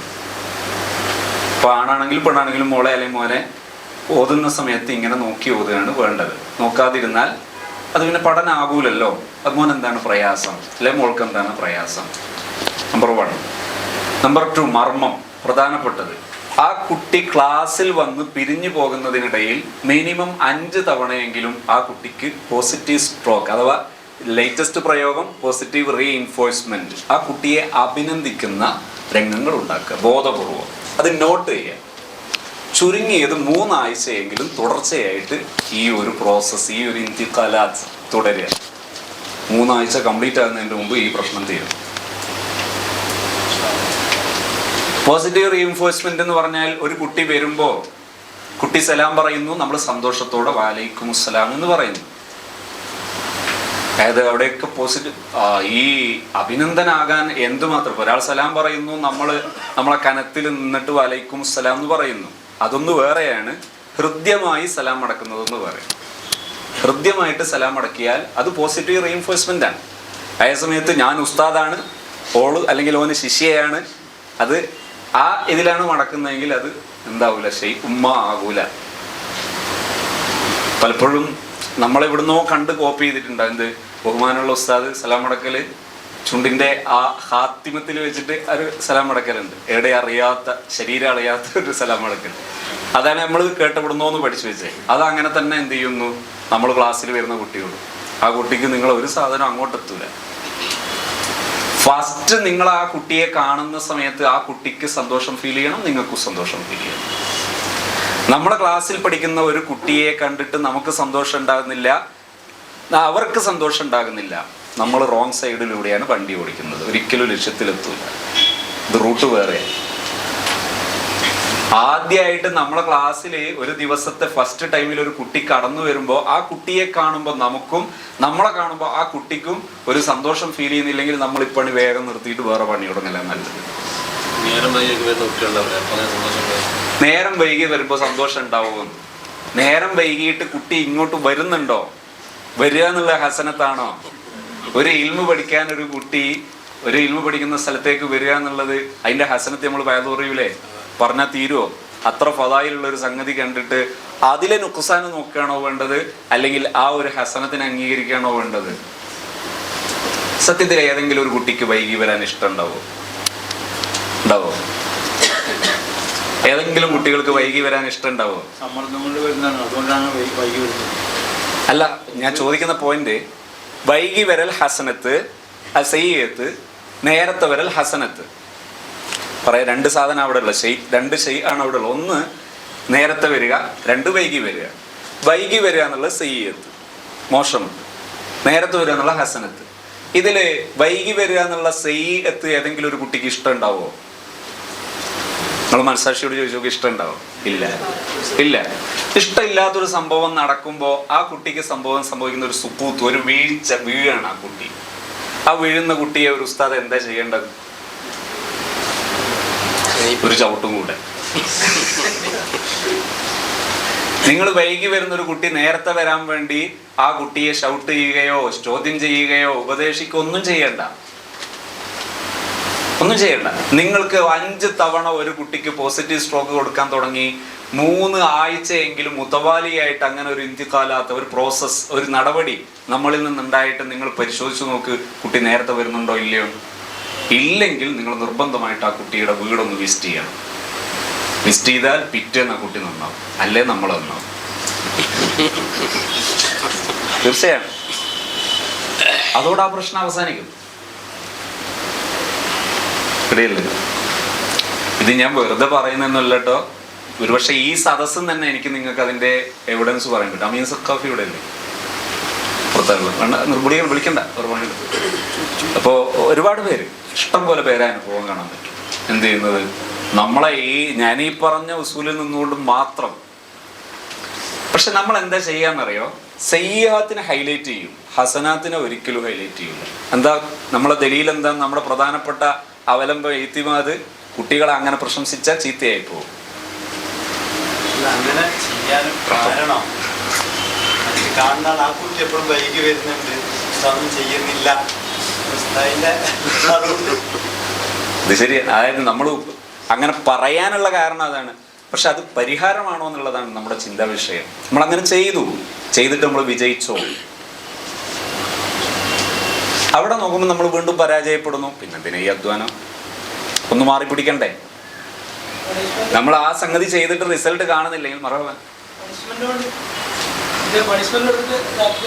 അല്ല, പണിഷ്മെന്റ് കൊടുത്തിട്ട് നമ്മൾ വിജയിക്കുന്നുണ്ടോ, ഏതാണ് വിജയ ശതമാനം കൂടുതൽ? പണിഷ്മെന്റ് കൊടുക്കുക എന്നുള്ളത് നമ്മൾ സേഫാണോ, കുട്ടികൾ സേഫാണോ? ഇപ്പോഴത്തെ കാലത്ത് പ്രത്യേകിച്ച് നമ്മളെ ആശയം എന്താ അറിയോ, നിങ്ങൾ പണിഷ്മെന്റ് കൊടുക്കാൻ വേണ്ടി എത്രയാണോ നിങ്ങളുടെ എഫേർട്ട്, നിങ്ങളുടെ ജുഹുദ് എത്രയാണോ, അതിനേക്കാൾ എത്രയോ ജുഹുദ് കുറവാണ്, അധ്വാനം കുറവാണ് നിങ്ങൾക്ക് അവരെ അഭിനന്ദിക്കാൻ. പക്ഷെ അതിനേക്കാൾ റിസൾട്ട് കൂടുതലാണ്. അതല്ലേ ലാഭം? ഇതേ നമ്മൾ ചോദിക്കുന്നുള്ളൂ. പണിഷ്മെന്റ് പാടില്ല നമ്മൾ പറയില്ല. പണിഷ്മെന്റ് ചെയ്തിട്ട് നിങ്ങൾ ജയിലിൽ പോവോ, ഉന്മാലാകുവോ, ഉമ്മാന്റെ തെറി വിളിക്ക് കേൾക്കുവോ, അതൊക്കെ ഓരോരുത്തരുടെ സ്വാതന്ത്ര്യം. അത് നിങ്ങൾക്ക് ചെയ്യാം, നിങ്ങൾക്ക് നേടാം. നമ്മൾ പറയുന്ന ഒരേ ഒരു ആശയം, നിങ്ങൾക്ക് കൂടുതൽ അധ്വാനം എന്തിനാണ്? പണിഷ്മെന്റ് ഇല്ലാതെ നിങ്ങൾക്ക് അധ്വാനം കുറവ്, പണിഷ്മെന്റ് ഇല്ലാതിരിക്കുമ്പോൾ റിസൾട്ട് കൂടുതൽ. നിങ്ങൾക്ക് ഏതാണ് നല്ലത്?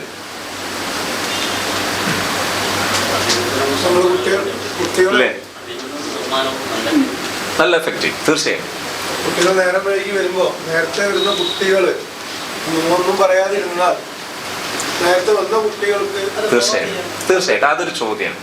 ചോദിച്ചത് എന്താ അറിയോ, 10 കുട്ടികളുണ്ട്, അതിൽ 2 കുട്ടികൾ വൈകി വരുന്നു. വൈകി വരുന്നവരോട് നമ്മളൊന്നും പറയുന്നില്ല. അപ്പോൾ ഈ നേരത്തെ വരുന്നവരും കൂടെ വൈകൂലേ അല്ലേ സർ? അവിടെ എന്താ മർമ്മം എന്ന് ചോദിച്ചാൽ, ഒരു ക്ലാസ്സിൽ ഒരു കുട്ടി വൈകി വരുന്നുണ്ടെങ്കിൽ നിങ്ങൾ ആ വന്ന സമയത്ത് ആ കുട്ടിയെ സന്തോഷപൂർവ്വം സ്വീകരിക്കുക. ആ ക്ലാസ് കഴിഞ്ഞതിന് ശേഷം ഒരു 2 മിനിറ്റ് അല്ലെ 3 മിനിറ്റിന്റെ താഴെ, മോൻ ഇന്നെന്തായിരുന്നു വൈകിയത്, എന്ത് കാരണം കൊണ്ടാ വൈകിയത്? അപ്പോൾ ആ കാരണവും പറയുമ്പോൾ നമുക്ക് കുട്ടി കാരണം പറഞ്ഞാൽ പലപ്പോഴും നമ്മളത് കബൂലില്ലാതെ കേൾക്കരുത്, കബൂലിയത്തോടെ കേൾക്കണം. അവിടെ ഒരു ചോദ്യം ഉണ്ടാവും, അത് കുട്ടികൾ കളവ് പറയുന്നു. എന്തിനാ ഒരു കുട്ടി കളവ് പറയുന്നത്? ഒരു ശരി പറഞ്ഞാൽ ശരി പറയാൻ കുട്ടിക്ക് പറ്റണം. ഒരു ഉസ്താദിനോട് ശരി പറയാൻ പറ്റണം ഒരു കുട്ടിക്ക്. ഈവൻ ഹത്ത എത്രത്തോളം ചോദിച്ചാൽ, ഒരു കുട്ടിക്ക് ഒരു ഹത്ത തന്നെ പറ്റി, എന്നാൽ ആ ഹത്ത ഉസ്താദിനോട് പറയാൻ പറ്റണം, ധൈര്യപൂർവ്വം ഉസ്താദിനോട് പറയാൻ പറ്റും. ഒരു ഉസ്താദ് ഒരു കുട്ടിക്ക് കൊടുക്കേണ്ട മെസ്സേജ്, അനമാക്, ഞാനുണ്ട് കൂടെ, നിന്റെ ഏത് തെറ്റ് പറ്റിയാലും നീ എൻ്റെ അടുത്ത് വന്നോ, നീ ഭയപ്പെടരുത്, കൂടെ ഞാനുണ്ടാവും. തെറ്റ് ചെയ്യാന്നല്ല, തെറ്റ് തിരുത്താന്നുള്ള കുട്ടികളുടെ ആവശ്യമാണ്. അതിന് ഞാൻ കൂടി തരും. നീ വഷളാകൂല, നീ വേദനിക്കൂല, നിന്റെ കൂടെ ഞാനുണ്ടാവും. ഒരേ കുട്ടികളെ കണ്ടിന്യൂ ചെയ്ത് 4-5 വർഷം നല്ല അഭിപ്രായമാണ്. അതായത് ഒരേ കുട്ടി, ഒരു ടീം, ഒരു ക്ലാസ്സിന് എന്ത് ചെയ്യുക, ഒരേ ഉസ്താദ് തന്നെ 3, 4, 5 വർഷം കൊണ്ടുപോകുന്നത് വളരെ ബെറ്റർ, നല്ല ഏർപ്പാടാണ്, നല്ല പരിപാടിയാണ്. പക്ഷേ എന്തുണ്ടാകണം, ഞാൻ ഈ പറഞ്ഞ മാനദണ്ഡം ഉണ്ടാകണം. എന്ത്? ആ കുട്ടികൾക്ക് ഹാപ്പിനെസ് ഉണ്ടാകണം, ഉസ്താദിനും ഹാപ്പിനെസ് ഉണ്ടാകണം. അതോടൊപ്പം ക്ലാസ് കൊണ്ട് നമ്മൾ എന്താണോ മബലഗ്, നമ്മുടെ ഫോക്കസ്, ലക്ഷ്യം, അത് സാധ്യമാകുകയും ചെയ്യണം. ഈ 3 സംഗതി ഉണ്ടെങ്കിൽ പുറത്തുനിന്ന് നെഗറ്റീവ് കമന്റ് നമ്മൾ ആൾക്കാർക്ക് വേണ്ടി ഒരു സംഗതി ചെയ്യാൻ പാടില്ല. കുട്ടികൾക്ക് പ്രശ്നമില്ല, രക്ഷിതാക്കൾക്കും പ്രശ്നം പുറത്തുനിന്നാണ്. അത് നമ്മൾ മൈൻഡ് ചെയ്യരുത്. അതെ അതെ അതെ അതെ അതെ. അതായത് നമ്മൾ ആ വിഷയമായിട്ട് മുന്നോട്ട് പോവുക. അതിൽ മെയിൻ കണ്ടന്റ് എന്താണ്? ഒന്ന് അതോറിറ്റി, പിന്നെ ഒന്ന് മെയിൻ അവിടുത്തെ ഫസ്റ്റ് പേഴ്സൺ ആയിട്ട് കിടക്കുന്നത് ആരാ? സ്റ്റുഡൻസ്, പിന്നെ അധ്യാപകർ. അവിടുത്തെ തേർഡ് പേഴ്സൺ ആയിട്ട് കിടക്കുന്നതാണ് ആ സിസ്റ്റം. ഈ 3 സംഗതിയുടെ അടുത്ത് കബൂലാണെങ്കിൽ പിന്നെ നമ്മൾ അവിടെ എന്ത് ചെയ്യരുത്? മറ്റുള്ളവർക്ക് വേണ്ടി ചേഞ്ച് ചെയ്യരുത്. ഇന്ത്യക്കാരെ ബാധിച്ചത് കുട്ടികൾ പറയുന്ന ഒന്നും കേൾക്കും. 18 വയസ്സായ കുട്ടികളുണ്ടെങ്കിൽ വരെ അവർ പറയുന്ന ഒന്നും ഉൾക്കൊള്ളരുത്. അവരെന്തും പറയും. ശരിയാണ്. അത് നമ്മുടെ പരിധിയിൽ പെടാത്തൊരു സംഭവമാണ്. എന്തെന്നറിയാം, ശരിക്കും ഈ പള്ളി, മദ്രസ ഇതുപോലുള്ള കമ്മിറ്റികൾ ഒരാൾ നടത്തിയിട്ട് ഇതുകൊണ്ട് ഉപകാരം വേണമെങ്കിൽ നിർബന്ധമായും അവരത് പഠിക്കണം. ലേണിംഗ് ഇല്ലാതെ മദ്രസ, പള്ളി പോലെയുള്ള സിസ്റ്റങ്ങളിൽ കമ്മിറ്റിക്കാർ വരുന്നത് ഭയങ്കര ചെയ്യാത്ത നേടാനുള്ള മാർഗമാണ്. ഉള്ള എല്ലാ അമലും നശിപ്പിക്കാനും എല്ലാ തിന്മയും നേടാനുള്ള വഴിയാണ്. ഒരു ലേണിംഗ് സിസ്റ്റം ഇല്ലാതെ കമ്മിറ്റിയുടെയൊക്കെ ആളാകുന്നത് മഹാ അപകടമാണ്. അതിന് നമ്മൾ ഉത്തരവാദിയല്ല. നമ്മളെ പരിധിയിൽ നിന്നുകൊണ്ട് മൈക്ക് അറിയില്ല.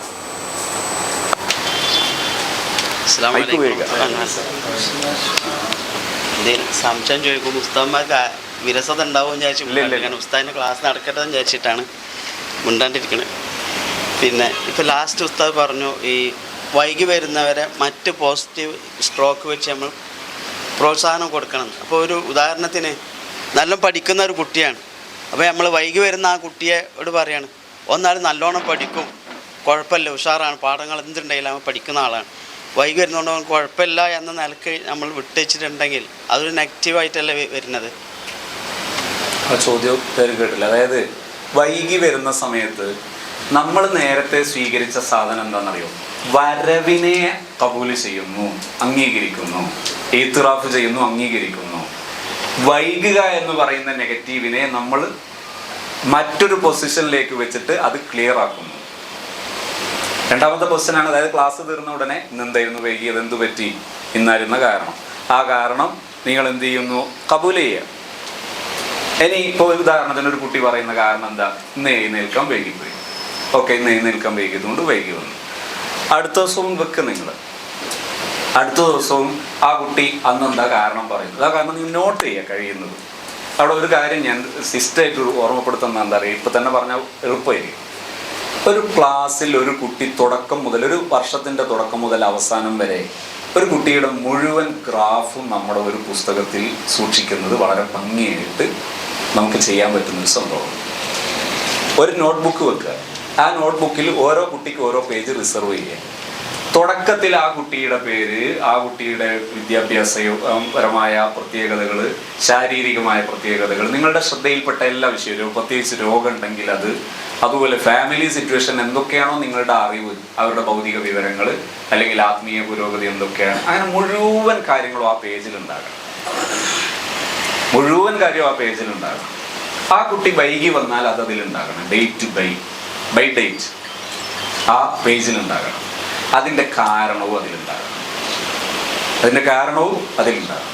അങ്ങനെ മുഴുവൻ വിഷയങ്ങളും കുട്ടിയുടെ ഏതിലുണ്ടാകണം? ഒരു പേജിലുണ്ടാകണം. അങ്ങനെയാണെങ്കിൽ നിങ്ങൾക്ക് ഒരാഴ്ച കഴിയുമ്പോഴേക്ക് ആ കുട്ടിയുടെ പ്രശ്നങ്ങൾ അവസാനിക്കും. ഒരാഴ്ചയാകുമ്പോഴേക്ക് ആ കുട്ടിയുടെ പ്രശ്നം അവസാനിക്കും. എല്ലാം അതിലുണ്ടാകണം. അന്നെന്താ കാരണം പറഞ്ഞത്? ഒന്നുമില്ല, 3 ദിവസം നിങ്ങൾ ഈ കാരണം കുട്ടിയോട് ഒന്നിച്ച് അന്വേഷിച്ചിട്ട്, മോനെ എൻ്റെ ഏത് ഹെൽപ്പാണ് നിനക്ക് വേണ്ടത്? വൈകി വരാതിരിക്കാനുള്ള കമൻറ്റ് മോശമാണ്. നിനക്ക് കൃത്യസമയത്ത് എത്താൻ എൻ്റെ ഏത് തരം ഹെൽപ്പാണ് നിനക്ക് വേണ്ടത്? ഇതേ ആവശ്യമുള്ളൂ. നേരത്തെ വരിക എന്നുള്ള കുട്ടിയുടെ പ്രോപ്പർട്ടിയാണ്, കുട്ടിയുടെ ആവശ്യമാണ്. ഈ അനലൈസിങ് നടക്കുന്നുണ്ടെങ്കിൽ പ്രശ്നം ഉണ്ടാവില്ല. പക്ഷെ എവിടെ പ്രശ്നം ഉണ്ടാവും എന്നറിയോ? ഓൻ നന്നായി പഠിക്കുന്നവനാണ്, അതുകൊണ്ട് ഓൻ തെറ്റ് ചെയ്താൽ പ്രശ്നമില്ല എന്നുള്ള ആശയമാണെങ്കിൽ അത് മറ്റുള്ളവരും തുടരും. കാരണം നന്നായി പഠിക്കാൻ എല്ലാവർക്കും താല്പര്യം ഉണ്ടാവും, എല്ലാവരും നന്നായി പഠിക്കലോ. അപ്പോൾ ഉസ്താദ് കൂടും. പകരം എന്തായിരിക്കണം? ഒരു കുട്ടിയുടെ ഹസനാത്തിനെ ഇത്തിറാഫ് ചെയ്യുന്നു, നന്മയെ അംഗീകരിക്കുന്നു എന്ന ടൈപ്പിലാണ് നമ്മളത് ലീഡ് ചെയ്യുന്നതെങ്കിൽ ഒരാഴ്ച ചെയ്ത് നോക്ക്. ഞാൻ നിങ്ങളോട് പറയുന്നു, ഇൻഷാ അല്ലാഹ് ഈ ഒരു മാസത്തെ ഒരു പ്രോസസ്സിൽ നമുക്ക് നമ്മുടെ ഗ്രൂപ്പ് കണ്ടിന്യൂ ചെയ്യാം. നിങ്ങൾ ഗ്രൂപ്പിൽ ഷെയർ ചെയ്യും. പറയുമ്പോൾ അവിടെ കുറേ ആശയങ്ങളൊക്കെ പറയട്ടോ. ഇങ്ങനെ പോവുകയാണെങ്കിൽ 8 കൊല്ലം ഒരു കുട്ടി ഒരു മദ്രസയിൽ പഠിക്കുമ്പോൾ ഈ കുട്ടിയുടെ കരിയർ എന്താണെന്ന് ഈ ഇതിലുണ്ടാവും. ഓരോ കൊല്ലവും ഈ കുട്ടിയുടെ ഓരോ മാസം കഴിയുമ്പോഴും കുട്ടിയുടേത് ഒരു A4 ഷീറ്റിലേക്ക് ടൈപ്പ് ചെയ്തിട്ടോ, ഇപ്പോൾ ടൈപ്പ് ചെയ്യാനൊക്കെ നല്ല സുഖമായി പോകും. വെറും ഫോൺ മതി. ഫോണിൽ നിന്ന് PDF ആക്കാൻ പറ്റും. PDF നിങ്ങൾക്ക് ഏതെങ്കിലും ഒരു ഈ ഫോട്ടോസ്റ്റാറ്റ് വീഡിയോയിലോ മറ്റോ പോയിട്ട് ഒന്ന് പ്രിൻ്റ് എടുത്ത് വെക്കുക, ഒരു ഫയലിലവിടെ സൂക്ഷിച്ചാൽ ഇതൊരു കൊല്ലം കഴിയുമ്പോഴേക്ക് ആ കുട്ടിയുടെ മുഴുവൻ ആക്ടിവിറ്റീസും അതിലുണ്ടാവും. 8 കൊല്ലം ഒരു കുട്ടി അങ്ങനെ പഠിക്കുമ്പോഴേക്ക് ആ കുട്ടി കരിയറിൽ എന്താകും എന്നുൾപ്പെടെ അതിലുണ്ടാവും. ആ ഫയൽ നോക്കിയുണ്ടാവും. സാധാരണ ഒരു ഉസ്താദിന് അങ്ങനെ എല്ലാ കുട്ടികളെ പറ്റി ഏറെക്കുറെ പരിചയം ഉണ്ടാവുമല്ലോ. ഇപ്പോൾ 1-ാം ക്ലാസ്സിൽ പഠിപ്പിച്ച ഒരു ഉസ്താദിന് ആ ഉസ്താദിനെ സെതറുവാണെങ്കിൽ 2-ാം ക്ലാസ്സിൽ 3-ാം ക്ലാസ്സിൽ എത്തുമ്പോഴൊക്കെ ആ കുട്ടിയെ പറ്റിയുള്ള ഒരു നിശ്ചിതമായ ഒരു കാര്യങ്ങൾ മുഴുവനും ആ കുട്ടിയുടെ ഡീറ്റെയിൽസുകൾ എല്ലാ കാര്യങ്ങളും അറിയാം. പിന്നെ 7-ാം ക്ലാസ്സിലാണ് അല്ലെങ്കിൽ 8-ാം ക്ലാസ്സിലാണ് ആ ഉസ്താദ് വീണ്ടും ആ കുട്ടീനെ കാണുന്നതെങ്കിൽ പ്രത്യേകമായി എഴുതി വെക്കേണ്ട കാര്യം ഉണ്ടാവില്ല എന്ന് മാത്രം. അങ്ങനല്ല, ഇതൊരു പ്രോസസ്സാണ്. അതായത് നമ്മൾ എഴുതുമ്പോൾ ഉണ്ടാകുന്നത് ഞാൻ നേരത്തെ പാഠക്കുറിപ്പൊക്കെ പറഞ്ഞു, അതുപോലെ ഒരു മഹാസംഭവമാണ് നടക്കുന്നുണ്ട് എന്ന് മാത്രമല്ല, ഏത് ഉസ്താദ് പഠിപ്പിച്ചാലും ആ കുട്ടികളുടെ ഗ്രാഫ് കളർ വളരെ കൃത്യമായിരിക്കും. ഏത് ഉസ്താദ് പഠിപ്പിച്ചാലും ഈ സാധനം നമ്മളൊരു ശൈലിയായിട്ട് സൂക്ഷിക്കുന്നുണ്ടെങ്കിൽ എല്ലാം ഇതിൽ വരണം. ഇന്നലെ ദിവസം കുട്ടി വന്നില്ല, അന്ന് ഇന്നതായിരുന്നു കാരണം, എല്ലാം മുഴുവൻ വിവരങ്ങളും. ഇതൊക്കെ ചെയ്യാൻ ചിലപ്പോൾ ഒരു സംശയം ഉണ്ടാവും, ഉസ്താദേ എൻ്റെ ക്ലബ് ക്ലാസ്സിൽ 30 കുട്ടികളുണ്ട്, ഞാൻ ഇത് എഴുതിയാൽ തീരുമോ? ഒരു ദിവസം 3 നാളത് എഴുതിയാൽ മതി. 10 ദിവസം ഫുള്ളാവൂലേ? മതിയല്ലോ, ധാരാളല്ലേ? അല്ല അങ്ങനല്ല.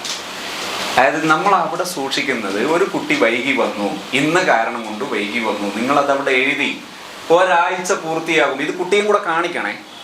ഈ കുട്ടിയുടെ പേജ് കുട്ടിക്ക് കാണിച്ചു കൊടുക്കണം. പക്ഷെ എന്ത് ചെയ്യരുത്, നിങ്ങൾ ഫ്രീ ഫ്രം ഫീലിംഗ്, നിങ്ങളെ വകയിൽ അവിടെ ഒരു സാധനം ആഡ് ചെയ്യരുത്. ദേഷ്യം, ഭയം, ദുഃഖം ഒരു സാധനം ഉണ്ടായിരുന്നു. നിങ്ങൾ ഖാലിസ് ആയിരിക്കണം, മുഖ്ലിസ് ആയിരിക്കണം. മുഖ്ലിസും മിൻ കുല്ലി ഷൈഇൻ, പ്രത്യേകിച്ച് ഷർറ് ഒരു സാധനം ഉണ്ടായത്. നമ്മൾ വളരെ ഫ്രീ ആയിട്ട് മുസ്തഖിലായിട്ട് ഈ സാധനം കുട്ടിക്ക് കാണിച്ചു കൊടുക്കണം. അങ്ങനെയാണ് നമ്മൾ ചെയ്യുന്നതെങ്കിൽ ഒരാഴ്ച കഴിയുമ്പോൾ കുട്ടി വൈകി വരുന്ന ആൾ എന്തായി മാറും? കൃത്യസമയമായി മാറും. ഇതിന് വേണ്ടേ, പ്രോഗ്രസ്സിൽ വേണ്ടേ? ഇത് ഒരു മാസം കഴിഞ്ഞ് വായിക്കുന്ന സമയത്ത് കുട്ടിക്ക് നെഗറ്റീവോ പോസിറ്റീവോ അപ്പൊ എഴുതി വെക്കുന്ന കുട്ടികൾ കാണണം അല്ലേ? കാണണം. അതായത് ഈ റെക്കോർഡ് ഒന്നാമത് കുട്ടി അറിയണം, രണ്ടാമത് രക്ഷിതാവ് അറിയണം. പക്ഷെ പണിഷ്മെന്റ് ആയിരിക്കരുത്. കുട്ടിക്ക് മുസാഅദത്ത്, കുട്ടിക്ക് ഹെൽപ്പ് മാത്രമേ ആകാവൂ. കുട്ടിക്ക് ശത്രുതയോടുകൂടെ കുട്ടിയെ പണിഷ് ചെയ്യലാകരുത്, അദാവത്ത് ശത്രുത ആകരുത്, കുട്ടിയെ വേദന കൊടുക്കുന്ന സാധനമാകരുത്. വെറും നിങ്ങളൊരു മുസ്തഖിൽ നന്നാകുക എന്നുള്ള കുട്ടിയുടെ പ്രോപ്പർട്ടിയാണ്. കുട്ടിയെ സഹായിക്കുന്ന ഒരു മുസായിദ് മാത്രമാണ് ഒരു ഉസ്താദ്. മൈനസ് പോയിന്റ് അല്ലേ വെച്ചത്? മൈനസ് പോയിന്റ് അല്ലേ? നമ്മൾ നേരത്തെ അഭിനന്ദിച്ചതും ഇപ്പോൾ കുട്ടി കണ്ണുകൊണ്ട് കാണുന്നത് ഇല്ല. അത് നിങ്ങൾ ചെയ്തു നോക്കൂ. എൻ്റെ ഉത്തരം എന്താ അറിയോ? നിങ്ങളുടെ വകയിൽ നിങ്ങൾ കുട്ടിയെ പണിഷ് ചെയ്യാനല്ല കാണിക്കുന്നത്. നിങ്ങൾ കുട്ടിയോട് ആ സമയത്ത് പറയുന്ന ലിസാനുൽ ഹാൽ എന്താ? മോനെ, ഞാൻ നിന്നെ ഹെൽപ്പ് ചെയ്യും, നീ എന്നെ ഭയപ്പെടരുത്, ഞാൻ നിന്നെ ഹെൽപ്പ് ചെയ്യും. ഇതാ എൻ്റെ ഡ്യൂട്ടിയാണ് നിന്റെ ഉയർച്ച, അതിനു വേണ്ടി ഇതാ ഞാൻ നിന്നെ സഹായിക്കുന്നു. ഇതിൽ 1-ാമത്തെ ദിവസം കുട്ടി വൈകി വന്നപ്പോൾ ചീത്ത വിളിച്ചോ, മുഖം ചൊളിച്ചോ, കണ്ണു മുയിച്ചോ? ഇല്ല. ആ കുട്ടിയോട് പറയുന്ന മോൻ ഇന്ന ദിവസം വൈകി വന്ന് ഇന്നതല്ലേ കാരണം, ഇതാ ഇവിടെ എഴുതിയിട്ടുണ്ട്. മോന് വേറെ എന്തെങ്കിലും കാരണം കൊണ്ട് സത്യമായിട്ട് പറഞ്ഞാൽ മതി. ഞാൻ ഒരിക്കലും നിന്നെ തല്ലൂല, ചീത്ത വിളിക്കൂല, നിന്നെ കുറിച്ച് വേറൊരാളോട് പോയിട്ട് ആക്ഷേപം പറയൂല. അതാത് ക്ലാസ്സിലെ ഉസ്താദുമാരാണ് എന്ത് ചെയ്യേണ്ടത്? ആ വിഷയം കൈകാര്യം ചെയ്യുന്നത്. നിങ്ങൾ സബ്ജക്റ്റ് മാത്രമാകുമ്പോൾ നിങ്ങൾ ആ വിഷയത്തിലേക്ക് ഇൽത്തിഫാത്ത് ചെയ്യാതിരിക്കും. അതിലെ ഉസ്താദ് പറഞ്ഞെന്താ അറിയാം, ഇപ്പോൾ എല്ലാവരും കേട്ടിട്ടുണ്ടാവില്ല. അതായത് ഞാൻ ഈ പറഞ്ഞ വിഷയം ക്ലാസ്സിൽ ഉപയോഗിക്കുമ്പോൾ കഴിഞ്ഞ വർഷത്തെ ഒരു ഭാഗത്ത് നമ്മളെ കൂടെ ഈ ഒരു സംഗതി അപ്ലൈ ചെയ്തതാണ്. കുറഞ്ഞ കാലമാണ്, പക്ഷെ ആ കുറഞ്ഞ കാലയളവിനിടയിൽ ഇതിന് പരിഹാരം കണ്ടു എന്നാണ് ആ പറയുന്നത്. ഇങ്ങനെ വെറും റിപ്പോർട്ടിങ്, പക്ഷെ എന്ത് ചെയ്യരുത്? പണിഷ് ചെയ്യരുത്. നോട്ടം കൊണ്ട് പോലും നെഗറ്റീവ് കൊടുക്കരുത്. എന്തിനാ നെഗറ്റീവ് കൊടുക്കേണ്ട ആവശ്യം എന്താ? നന്നാകാൻ കുട്ടി ആഗ്രഹിക്കുന്നു, നന്നാകാൻ വേണ്ടി കുട്ടി നിങ്ങളെടുത്ത് വരുന്നു, നിങ്ങളൊരു ഹെൽപ്പ് ചെയ്യുന്നു. ആ ഹെൽപ്പ് ചെയ്യുന്ന സമയത്ത് ഇതാ ഏതൊരു സാധനവും സ്വയം ഹിസാബ് ചെയ്യാൻ നമ്മളൊരു അവസരം കൊടുക്കുന്നു, അത്രയേ ഉള്ളൂ. നമ്മൾ പബ്ലിക്കിൽ അവരെ ഇൻസൾട്ട് ചെയ്യുന്നില്ല. അപ്പോൾ ആ കുട്ടിക്ക് ഇത് കാണുന്ന സമയത്ത് ആത്മവിശ്വാസം ഉണ്ടാവും. നേരത്തെ വൈകി വരുന്നവൻ അൽഹംദുലില്ലാ ഇപ്പം ഞാനത് നേരത്തെ ആക്കിയിട്ടുണ്ട്, എനിക്ക് കഴിയും എന്നാ കുട്ടി സ്വയം സമ്മതിക്കും. അപ്പോൾ വായിക്കുമ്പോഴും നെഗറ്റീവാണ്, അത് പോസിറ്റീവാണ്. ഉസ്താദിന്റെ ഓൺലൈൻ ക്ലാസ് പലതും ഞാൻ അറ്റൻഡ് ചെയ്തിട്ടുണ്ട്. ജമാലുദ്ദീൻ തിരൂര്. പിന്നെ അപ്പോൾ അതിൽ ഉസ്താദിന്റെ ക്ലാസ്സിൽ കിട്ടിയ വലിയൊരു ഇത് സ്റ്റാർ ബോർഡ് ഉണ്ടാക്കണം എന്ന് പറഞ്ഞിട്ടാണ്. ഉസ്താദ് പക്ഷേ പറഞ്ഞൂടായില്ല, ഞാൻ പറയാൻ വെച്ച വിഷയം. അപ്പോൾ അൽഹംദുലില്ലാ നല്ല റിസൾട്ടാണ് ഞാൻ ക്ലാസ്സിൽ അറിയിച്ചിട്ടുണ്ടായിരുന്നു. ഓർമ്മയുണ്ട്, എനിക്ക് ഓർമ്മയുണ്ട്. പിന്നെ ഇപ്പോൾ പറയുന്നത് എന്താ വെച്ചാൽ LD കുട്ടികളെ പറ്റി പറഞ്ഞു. ഈ LD ഇപ്പോൾ നമ്മൾ കോമൺ ആയിട്ട് ഇപ്പോൾ 1ാം ക്ലാസ് സ്റ്റാർട്ട് ചെയ്യാണ്, അപ്പോൾ പാഠങ്ങൾ എടുക്കുകയാണ്. അപ്പോൾ അവിടെ ചിത്രങ്ങൾ വെച്ചിട്ടാണല്ലോ നമ്മൾ പഠിപ്പിക്കുന്നത്. ഉസ്താദ് പറഞ്ഞു LDക്കാർക്ക് അക്ഷരങ്ങൾ പഠിപ്പിക്കണം ആദ്യം, പിന്നീട് ഹറക്കത്തുകൾ, പിന്നീട് ശബ്ദം മദ്ദും എന്നൊക്കെ. അപ്പോൾ ഇത് രണ്ട് ക്ലാസ് ആയിട്ടായിരിക്കുമല്ലോ എടുക്കുന്നുണ്ടാവുക. പിന്നെ നമ്മളവിടെ മറ്റൊരു മെത്തേഡുകൾ പറഞ്ഞത് പിന്നെ കയ്യിൽ എഴുതുന്നത്, ക്ലേ, മണ്ണ് അങ്ങനെയൊക്കെ പറഞ്ഞു. ഇവിടെ തിബിയാൻ കുട്ടികളുടെ അവർക്ക് ഒരുപാട് റെമഡികൾ കൊടുക്കുന്നുണ്ട്. അതായത് ഓരോ അക്ഷരങ്ങൾ പഠിപ്പിക്കുന്ന വ്യത്യസ്തമായ മോഡലുകളാണെന്ന്. അപ്പോൾ ടീച്ചേഴ്സ് പറയാണ് പിന്നെ ഈ ഒരക്ഷരം നിങ്ങൾ പഠിപ്പിക്കുമ്പോൾ ടീച്ചർ അത് ഇത് എടുക്കല്ലേ, ആ ചിത്രങ്ങൾ എടുക്കല്ലേ, ഇതിങ്ങനെയല്ല എടുക്കണമെന്ന്. ഒരു പുതിയ അക്ഷരങ്ങൾ എടുക്കുമ്പോൾ എന്ന് വെച്ചാൽ ഒരു പ്രാവശ്യം കാണിച്ചു കൊടുത്തിട്ടുണ്ടെങ്കിൽ ഒരു പിന്നെ അതിനെപ്പറ്റി ഒരു കൂടുതൽ മെയിൻറ്റ് ചെയ്യുന്നില്ല, അതൊരു പുതുമ ഇല്ലാതാവുകയാണ്. അപ്പോൾ അക്ഷരങ്ങൾക്കും പുതുമ ഇല്ലാതാകുന്ന ഒരവസ്ഥ ഉണ്ട്. അതിനുള്ള അതിൽ മെയിനായിട്ട് കിടക്കുന്നത് എന്താ അറിയോ, ഈ അക്ഷരം എടുക്കുന്ന സമയത്തും തറുസാനൊക്കെ ഇടപെടട്ടെ ഈ വിഷയത്തിൽ. അക്ഷരങ്ങൾ എടുക്കുന്ന സമയത്ത് ആ ടീച്ചറുടെ മെൻറ്റാലിറ്റി എന്താ? ഒരു ബാ പഠിപ്പിക്കാൻ വേണ്ടി തോണി എടുക്കുകയാണ്. ആ ടീച്ചറുടെ മൈൻഡിലുള്ളത് ഈ തോണി കണ്ടിട്ട് കുട്ടികളെ ആസ്വദിക്കുക, അല്ലെങ്കിൽ അതിലേക്ക് കുട്ടികളെ ശ്രദ്ധിപ്പിക്കുക എന്നതാണെങ്കിൽ ആ കുട്ടിക്ക് ബാ പഠിപ്പിക്കുക, ആ ടീച്ചർക്ക് ബാ പഠിപ്പിക്കാൻ പേടിയാണ്. ആ ടീച്ചർക്ക് ബാ പഠിപ്പിക്കാൻ പേടിയായിട്ടാണ് കുട്ടി തോണിയിൽ അഭയം തേടുന്നത്. ആ തോണി ഒരിക്കൽ കണ്ടാൽ രണ്ടാമത് കാണുമ്പോൾ കുട്ടിക്ക് അരോസരം ഉണ്ടാവും. ടീച്ചറുടെ മൈൻഡിലാണ് അവിടെ പ്രശ്നം കിടക്കുന്നത്. ടീച്ചർ എന്താണ് ചെയ്യേണ്ടത്? ടീച്ചറുടെ മനസ്സിൽ ബാ വേണം. ബാ പഠിക്കൽ കുട്ടിയുടെ ആവശ്യമാണ്. എനിക്ക് ബാ അറിയാം, ഞാൻ ബാ പഠിച്ച കുട്ടിയാണെന്ന് പറയാൻ കുട്ടിക്ക് ഭയങ്കര ആത്മാഭിമാനമാണ്. അത് പറയാൻ സഹായത്തിന് തൽക്കാലം തോണിയെടുക്കണം. തോണിയെടുക്കൽ മെയിൻ സബ്ജക്റ്റ് ആകരുത്. ബാ പഠിപ്പിക്കുക എന്ന ഭാരമുള്ള ഒരു വിഷയത്തിൻ്റെ പരിഹാരമായിട്ട് ഞാൻ ഈ പറയുന്നത് നിങ്ങൾ ഒന്നുകൂടി ശ്രദ്ധിച്ച് മനസ്സിലാക്കിയാണ് ഞാൻ ആ പോയിന്റിലേക്ക് വരുന്നത്. അതായത് ബാ പഠിക്കൽ ഒരു വലിയ ഭാരമുള്ള പ്രശ്നമാണ്. അതിനുവേണ്ടി ഞാൻ എന്ത് ചെയ്യാണ്? തോണിയിൽ അഭയം തേടാണ്. തോണിയില്ലാത്ത വേറെ പരിഹാരമില്ല. ഇങ്ങോട്ട് പോകരുത്. ബാ പഠിക്കുക എന്നൊരു ഭാഗം, ഇത് ബാ പഠിക്കുക എന്നൊരു വെറും ബാ അല്ലേ വിഷയം. ഞാനൊരു ഉദാഹരണം എടുക്കും. ഒരു ബാ പഠിക്കുക എന്ന് പറയുന്ന വിഷയം കുട്ടി ഭയങ്കര ആത്മാഭിമാനമാണ്. ഞാൻ ഈ അക്ഷരം പഠിച്ച ഒരാളായി. അതിന് എനിക്കെന്ത് ചെയ്യാം? തോണി ഉപയോഗിക്കാം, കാർ ഉപയോഗിക്കാം, ചിലപ്പോൾ അങ്ങനെ പലതും ഉപയോഗിക്കാം. അതിൽ ഒന്ന് മാത്രമായിട്ട് അങ്ങനെ ഒരു സംഗതി എടുക്കുന്നൊരു ആറ്റിറ്റ്യൂഡ് ഉണ്ടെങ്കിൽ ആ കുട്ടികൾക്ക് പിന്നെ തോണി കണ്ടാൽ മടുക്കില്ല. അല്ലെങ്കിൽ തോണി കാണുമ്പോഴേക്ക് ഈ ടീച്ചറുടെ ഭാരം കുട്ടികളുടെ മനസ്സിലുണ്ടാവും. ഇത് പഠിപ്പിക്കുക എന്നൊരു ഭാരം എന്ന ചിന്ത വിഷയം ആ ടീച്ചറുടെ മനസ്സിലുണ്ടെങ്കിൽ ആ സാധനത്തിന് എന്തെടുത്താലും, എത്ര ആസ്വാദ്യകരമായ ഒരു സാധനം എടുത്താലും ആ ആസ്വാദനമുള്ള സാധനം എടുക്കുമ്പോൾ കുട്ടികൾക്ക് മടുപ്പുണ്ടാവും. പകരം ഈ ടീച്ചർ എവിടേക്ക് വരണം? ഇതാ ഞാനും കുട്ടികളും ഇന്ന് ബാ പഠിക്കുകയാണ്, അതിന് ഇന്ന് തോണിയെടുത്തു, നാളെ വേറൊരു സാധനം എടുത്തു, എന്തും അതിന് പറ്റും. ആ ഒരു മെൻറ്റാലിറ്റി ഉണ്ടെങ്കിൽ കുട്ടികളത് പഠിക്കും, മടുപ്പുണ്ടാകും. അവിടെ ടീച്ചേഴ്സിനെയാണ് ട്രീറ്റ് ചെയ്യേണ്ടത്. അപ്പോൾ അപ്പോൾ ഈ ഓരോ പാഠങ്ങൾ എടുക്കുമ്പോൾ കുട്ടികൾക്ക് വേറെ വേറെ ക്ലാസ് തന്നെ കൊടുക്കേണ്ടി വരും. LD കുട്ടികൾക്ക് അല്ലേ? ശരിക്ക് പറഞ്ഞാൽ ഞാൻ പറയുന്നത്, നിങ്ങളെ ചോദ്യം വരാൻ ഞാൻ ഇങ്ങനെ വെയിറ്റ് ചെയ്യുന്നു. അതായത് ലേണിംഗ് ഡിസബിലിറ്റിയെ ഞാനൊന്ന് ചുരുക്കിയിട്ടുണ്ട്. ചുരുക്കിയത് ഈ വിഷയം കൊണ്ടുവരാൻ വേണ്ടി ചുരുക്കിയതാട്ടോ. ലേണിംഗ് ഡിസബിലിറ്റിയെ കുറിച്ച് ഡൗട്ട് ഉണ്ടെങ്കിൽ ചോദിക്കണേ. കേട്ട് മടുത്തിട്ടുണ്ടാവും ഈ ലേണിംഗ് ഡിസബിലിറ്റി എന്ന് പറയുന്ന സാധനം. അതുകൊണ്ട് ആ സാധനം ഈ ഡയറക്റ്റ് ഞാനത് ചുരുക്കുന്നത് അതുകൊണ്ട്. അതായത് ശരിക്ക് അസസ്മെൻ്റ് ഉണ്ട്. പക്ഷെ എൻ്റെ ഒരു കാഴ്ചപ്പാട്, അതായത് ഞാൻ പ്രധാനമായി ഇതിൽ ഫലം കണ്ട ആൾക്കാരുണ്ടല്ലോ, അവരിൽ നിന്ന് ഞാൻ മനസ്സിലാക്കിയ കാഴ്ചപ്പാട്, കഴിയുന്നതും നമ്മൾ ഇവർക്കൊരു പ്രശ്നം ഉണ്ടോ ഇല്ലയോ എന്നത് ഹൈലൈറ്റ് ചെയ്യുന്നതിനേക്കാൾ ഉപരി നിലവിൽ എന്താണോ നമ്മൾ കാണുന്നത് അതിൻ്റെ പരിഹാരം മാത്രം ചെയ്യുന്നു. പരിഹാരത്തിലേക്ക് ഫോക്കസ് ചെയ്യുക, പ്രശ്നത്തിലേക്ക് ഫോക്കസ് ചെയ്യുക. ഒരു കുട്ടിക്ക് ഇന്ന സാധനം വായിക്കാൻ പ്രയാസം ഉണ്ടാകുന്നു, ഇതെന്തുകൊണ്ടായിരിക്കും എന്ന് ചിന്തിക്കുന്നതിനേക്കാൾ ഉപരി ഈ പ്രശ്നം ഇല്ലാതിരിക്കാൻ എന്ത് ചെയ്യണം, ഇത് മാത്രം ഫോക്കസ് ചെയ്താണ്.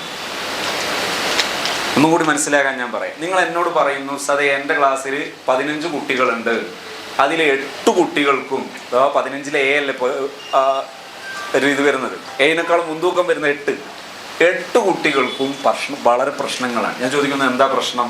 ഇതാ എനിക്ക് പഠിപ്പിക്കേണ്ടത് പിന്നെ സൂറത്തു ലഹബാണ് പഠിപ്പിക്കേണ്ടത്, ഇത് കുട്ടികൾക്ക് കിട്ടുന്നില്ല.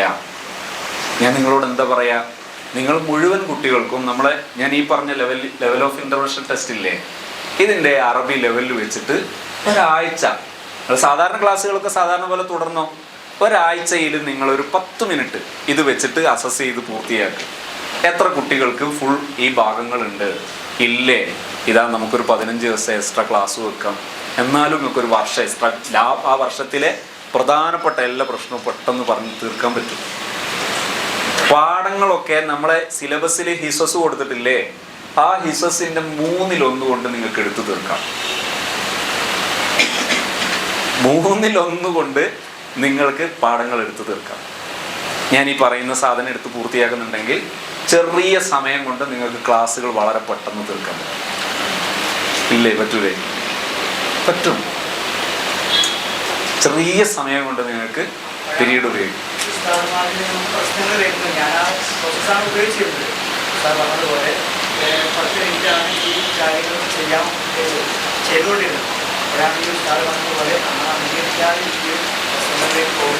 അത് പിന്നെ പരിഹരിച്ചില്ലേ?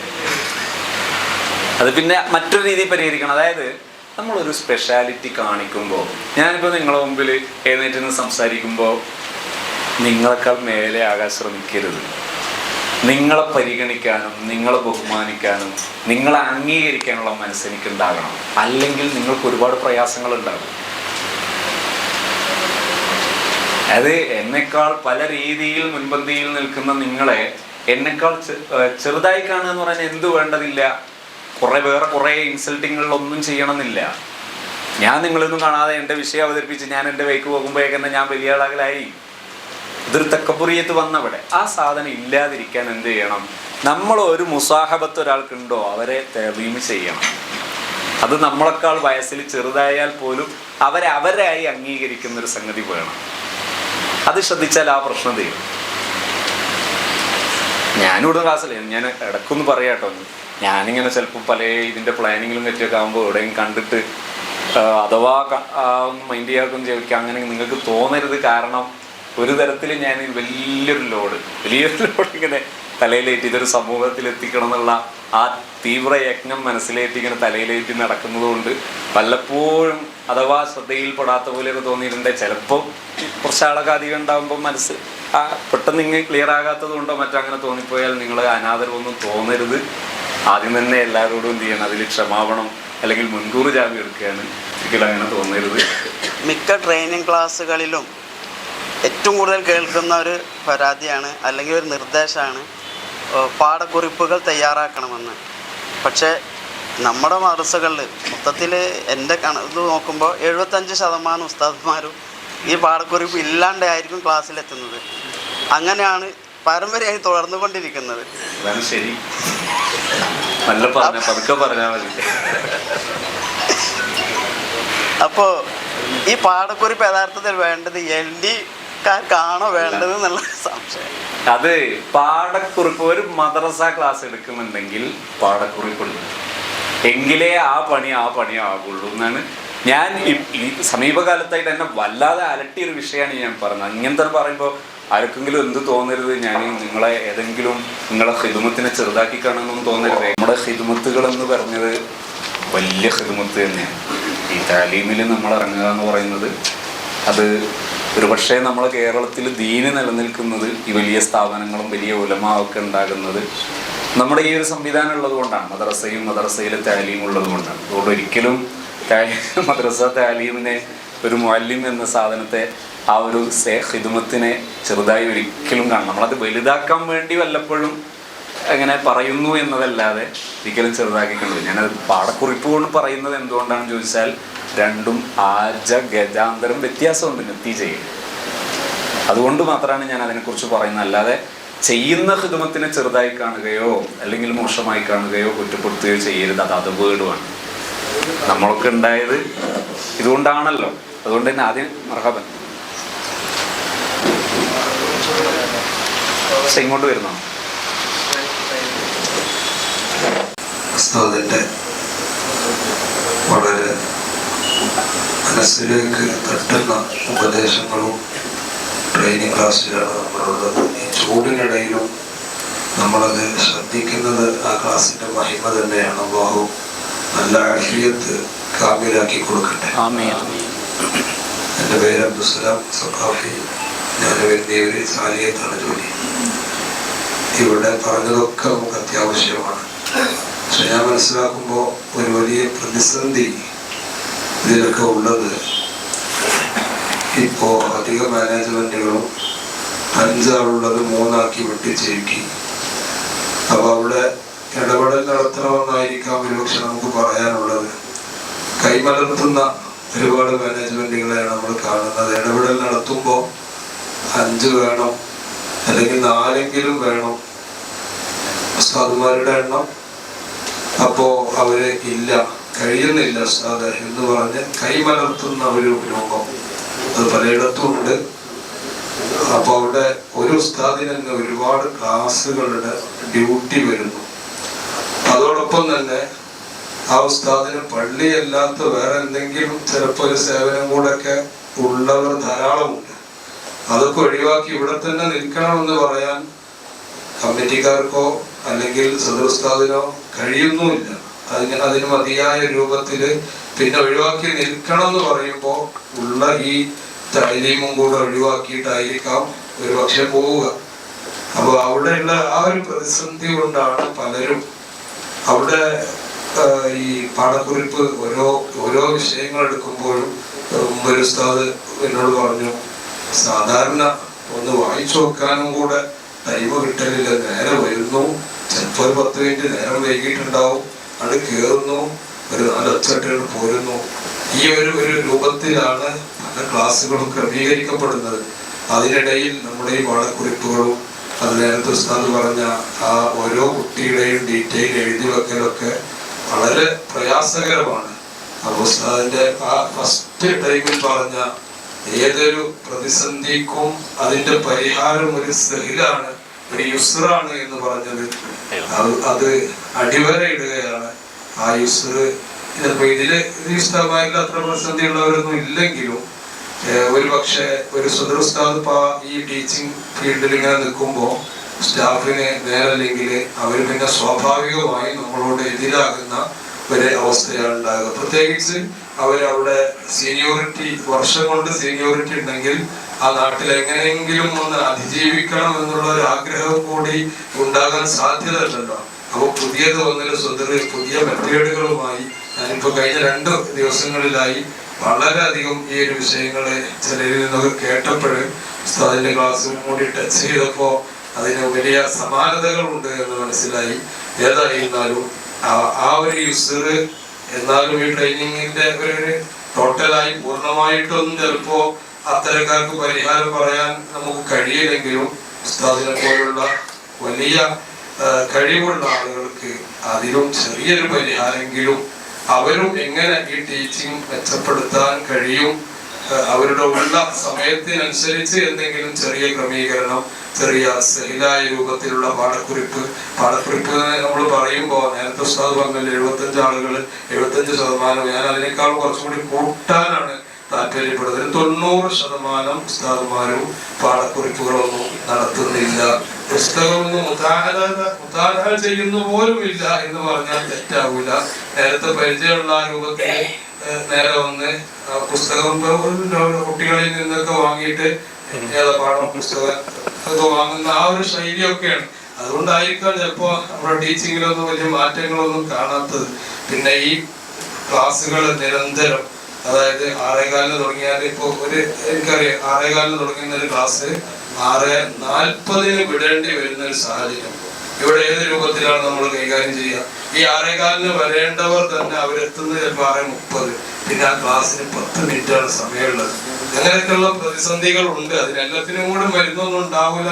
എന്നാലും അതിൽ കഴിയാവുന്ന ഇടപെടൽ പുസ്തകം നടത്തിയാൽ പലർക്കും സന്തോഷമാകുമെന്ന് തോന്നുന്നു. അസ്സലാമു അലൈക്കും വറഹ്മത്തുള്ളാഹി. ഈ ചോദ്യം ഇങ്ങനെ വരുമ്പോൾ തന്നെയാണ് ഉത്തരം വരുള്ളൂ കേട്ടോ. കാരണം നമ്മളെ ഫന്നിൽ പൊതുവെ ട്രെയിനിങ്ങിൽ പരാമർശിക്കാതെ പോകേണ്ട അല്ലെങ്കിൽ പരാമർശിക്കേണ്ടതില്ലാത്ത ഭാഗം കൂടിയാണ്. പക്ഷെ അതും വിഷയമാണ്. കാരണം ഒന്ന് പരാമർശിച്ചത് ഇപ്പം നമുക്ക് ഒരു വ്യത്യസ്തമായ ഉത്തരവാദിത്തം. ഈ വ്യത്യസ്ത ഉത്തരവാദിത്തം ഉണ്ടാകുമ്പോൾ ഈ ക്ലാസ്സിനോട് പാഠക്കുറിപ്പ് എങ്ങനെ തയ്യാറാക്കും? ഈ പാഠക്കുറിപ്പ് ഭാരമാകുന്നത് എപ്പോഴാണെന്നറിയാം? പാഠക്കുറിപ്പ് ഭാരമാകുന്നത് നമ്മൾ ഒറ്റ പാഠക്കുറിപ്പ് ചെയ്യാത്തത് കൊണ്ടാണ്. പാഠക്കുറിപ്പ് ചെയ്താൽ അത് ഭാരമല്ല, വളരെ പെട്ടെന്ന് കഴിയും. പക്ഷെ അതിനെന്ത് വേണം? ഒരു ട്രെയിനിങ് സിസ്റ്റം ഉണ്ടാകണം. സിസ്റ്റത്തെ ഫോളോ ചെയ്തിട്ട് അതിൽ നമ്മൾ ഇന്ന് ഇതെങ്ങനെ ചെയ്യേണ്ട 1 2 എഴുതി തുടങ്ങിയാൽ പിന്നെ നിങ്ങൾക്ക് പാഠക്കുറിപ്പ് എന്നുള്ളൊരു ഭാരയാകുമല്ലോ. നമ്പർ 1. നമ്പർ 2, നമ്മളെ ഉസ്താദുമാരെ അലട്ടുന്ന അതിഭീകരമായ ഒരു പ്രശ്നമാണ് സാമ്പത്തികം. ഞാൻ ഈ ഫീൽഡിൽ ഇറങ്ങുന്ന സമയത്ത് ഒരുപക്ഷെ എന്തോ മഹാന്മാരെ കറാമത്ത് കൊണ്ടോണെന്ന് അറിയില്ല, ആദ്യം ഡ്രീം എഴുതിയ സമയത്ത് എഴുതിയ 4 സംഗതികളുണ്ടായിരുന്നു. അതിൽ ഒന്നാണ് വെൽത്ത്. സാമ്പത്തികവും ആർക്കുണ്ടാകണം? ഖിവാമ് നമ്മുടെ നമുക്കുണ്ടായാൽ മാത്രമേ നമുക്ക് ശരിയായ ഖിദ്മത്ത് ചെയ്യാൻ പറ്റുള്ളൂ. അല്ലെങ്കിൽ കേവലം ജോലിക്കാരാകാം.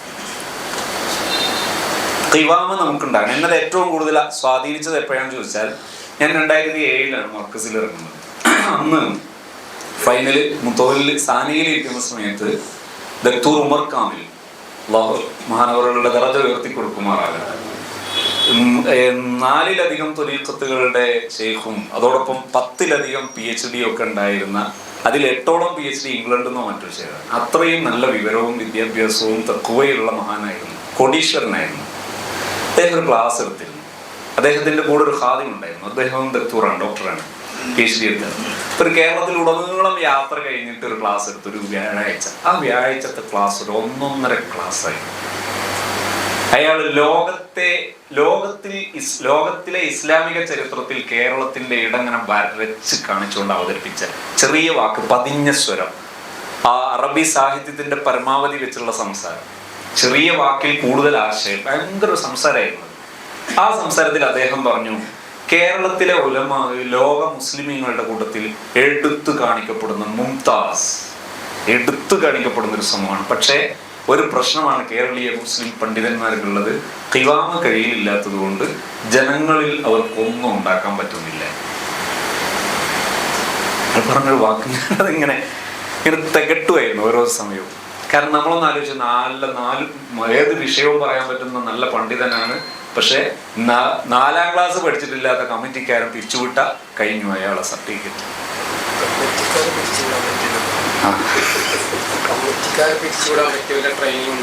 അതാ ഞാൻ പറയാൻ പോകുന്നത്.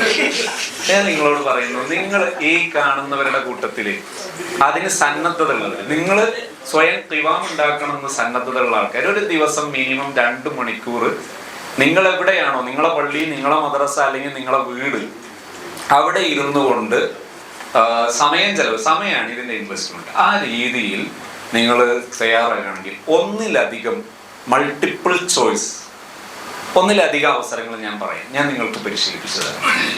സന്നദ്ധത വേണ്ടത് 2 മണിക്കൂർ മിനിമം ഒരു സമയം ഒരു ദിവസം ചിലവാക്കുക. അങ്ങനെ ഒരു 3 മാസമെങ്കിലും അതിലെ 1ാമത്തെ മാസം മെയിൻ അത് വിഷയം പഠിക്കൽ തന്നെ ആയിരിക്കണം. ആ രീതിയിൽ സന്നദ്ധത ഉള്ള ഒരു പറ്റം പണ്ഡിതന്മാരുണ്ടെങ്കിൽ ഇൻഷാ അല്ലാഹ് ഞാൻ പറയുന്നു, ഒരു 3 മാസം അത് പഠിച്ചെടുക്കുക. ശരിക്കും എങ്ങനെയൊക്കെ എന്തൊക്കെ ചെയ്യും, ഒരുപാട് അവസരമുണ്ട്. അതിലൊന്ന് ഈ ഡിസേബിലിറ്റി എങ്ങനെ പഠിപ്പിക്കുക എന്നുള്ളത് പഠിക്കുകയാണെങ്കിൽ തന്നെ നിങ്ങൾക്ക് ആരുടെയും ശുപാർശ ഇല്ലാതെ നിങ്ങളുടേതായ സ്പേസിൽ ഇരുന്നുകൊണ്ട് ഒരു 10, 20, 25,000 രൂപയൊക്കെ സുഖമായിട്ട് നിങ്ങൾക്ക് നേടാൻ പറ്റും. പിന്നെന്തിനാ നിങ്ങൾക്ക് മറ്റുള്ളവരെ ഇതിന് പേടിക്കുന്നത്?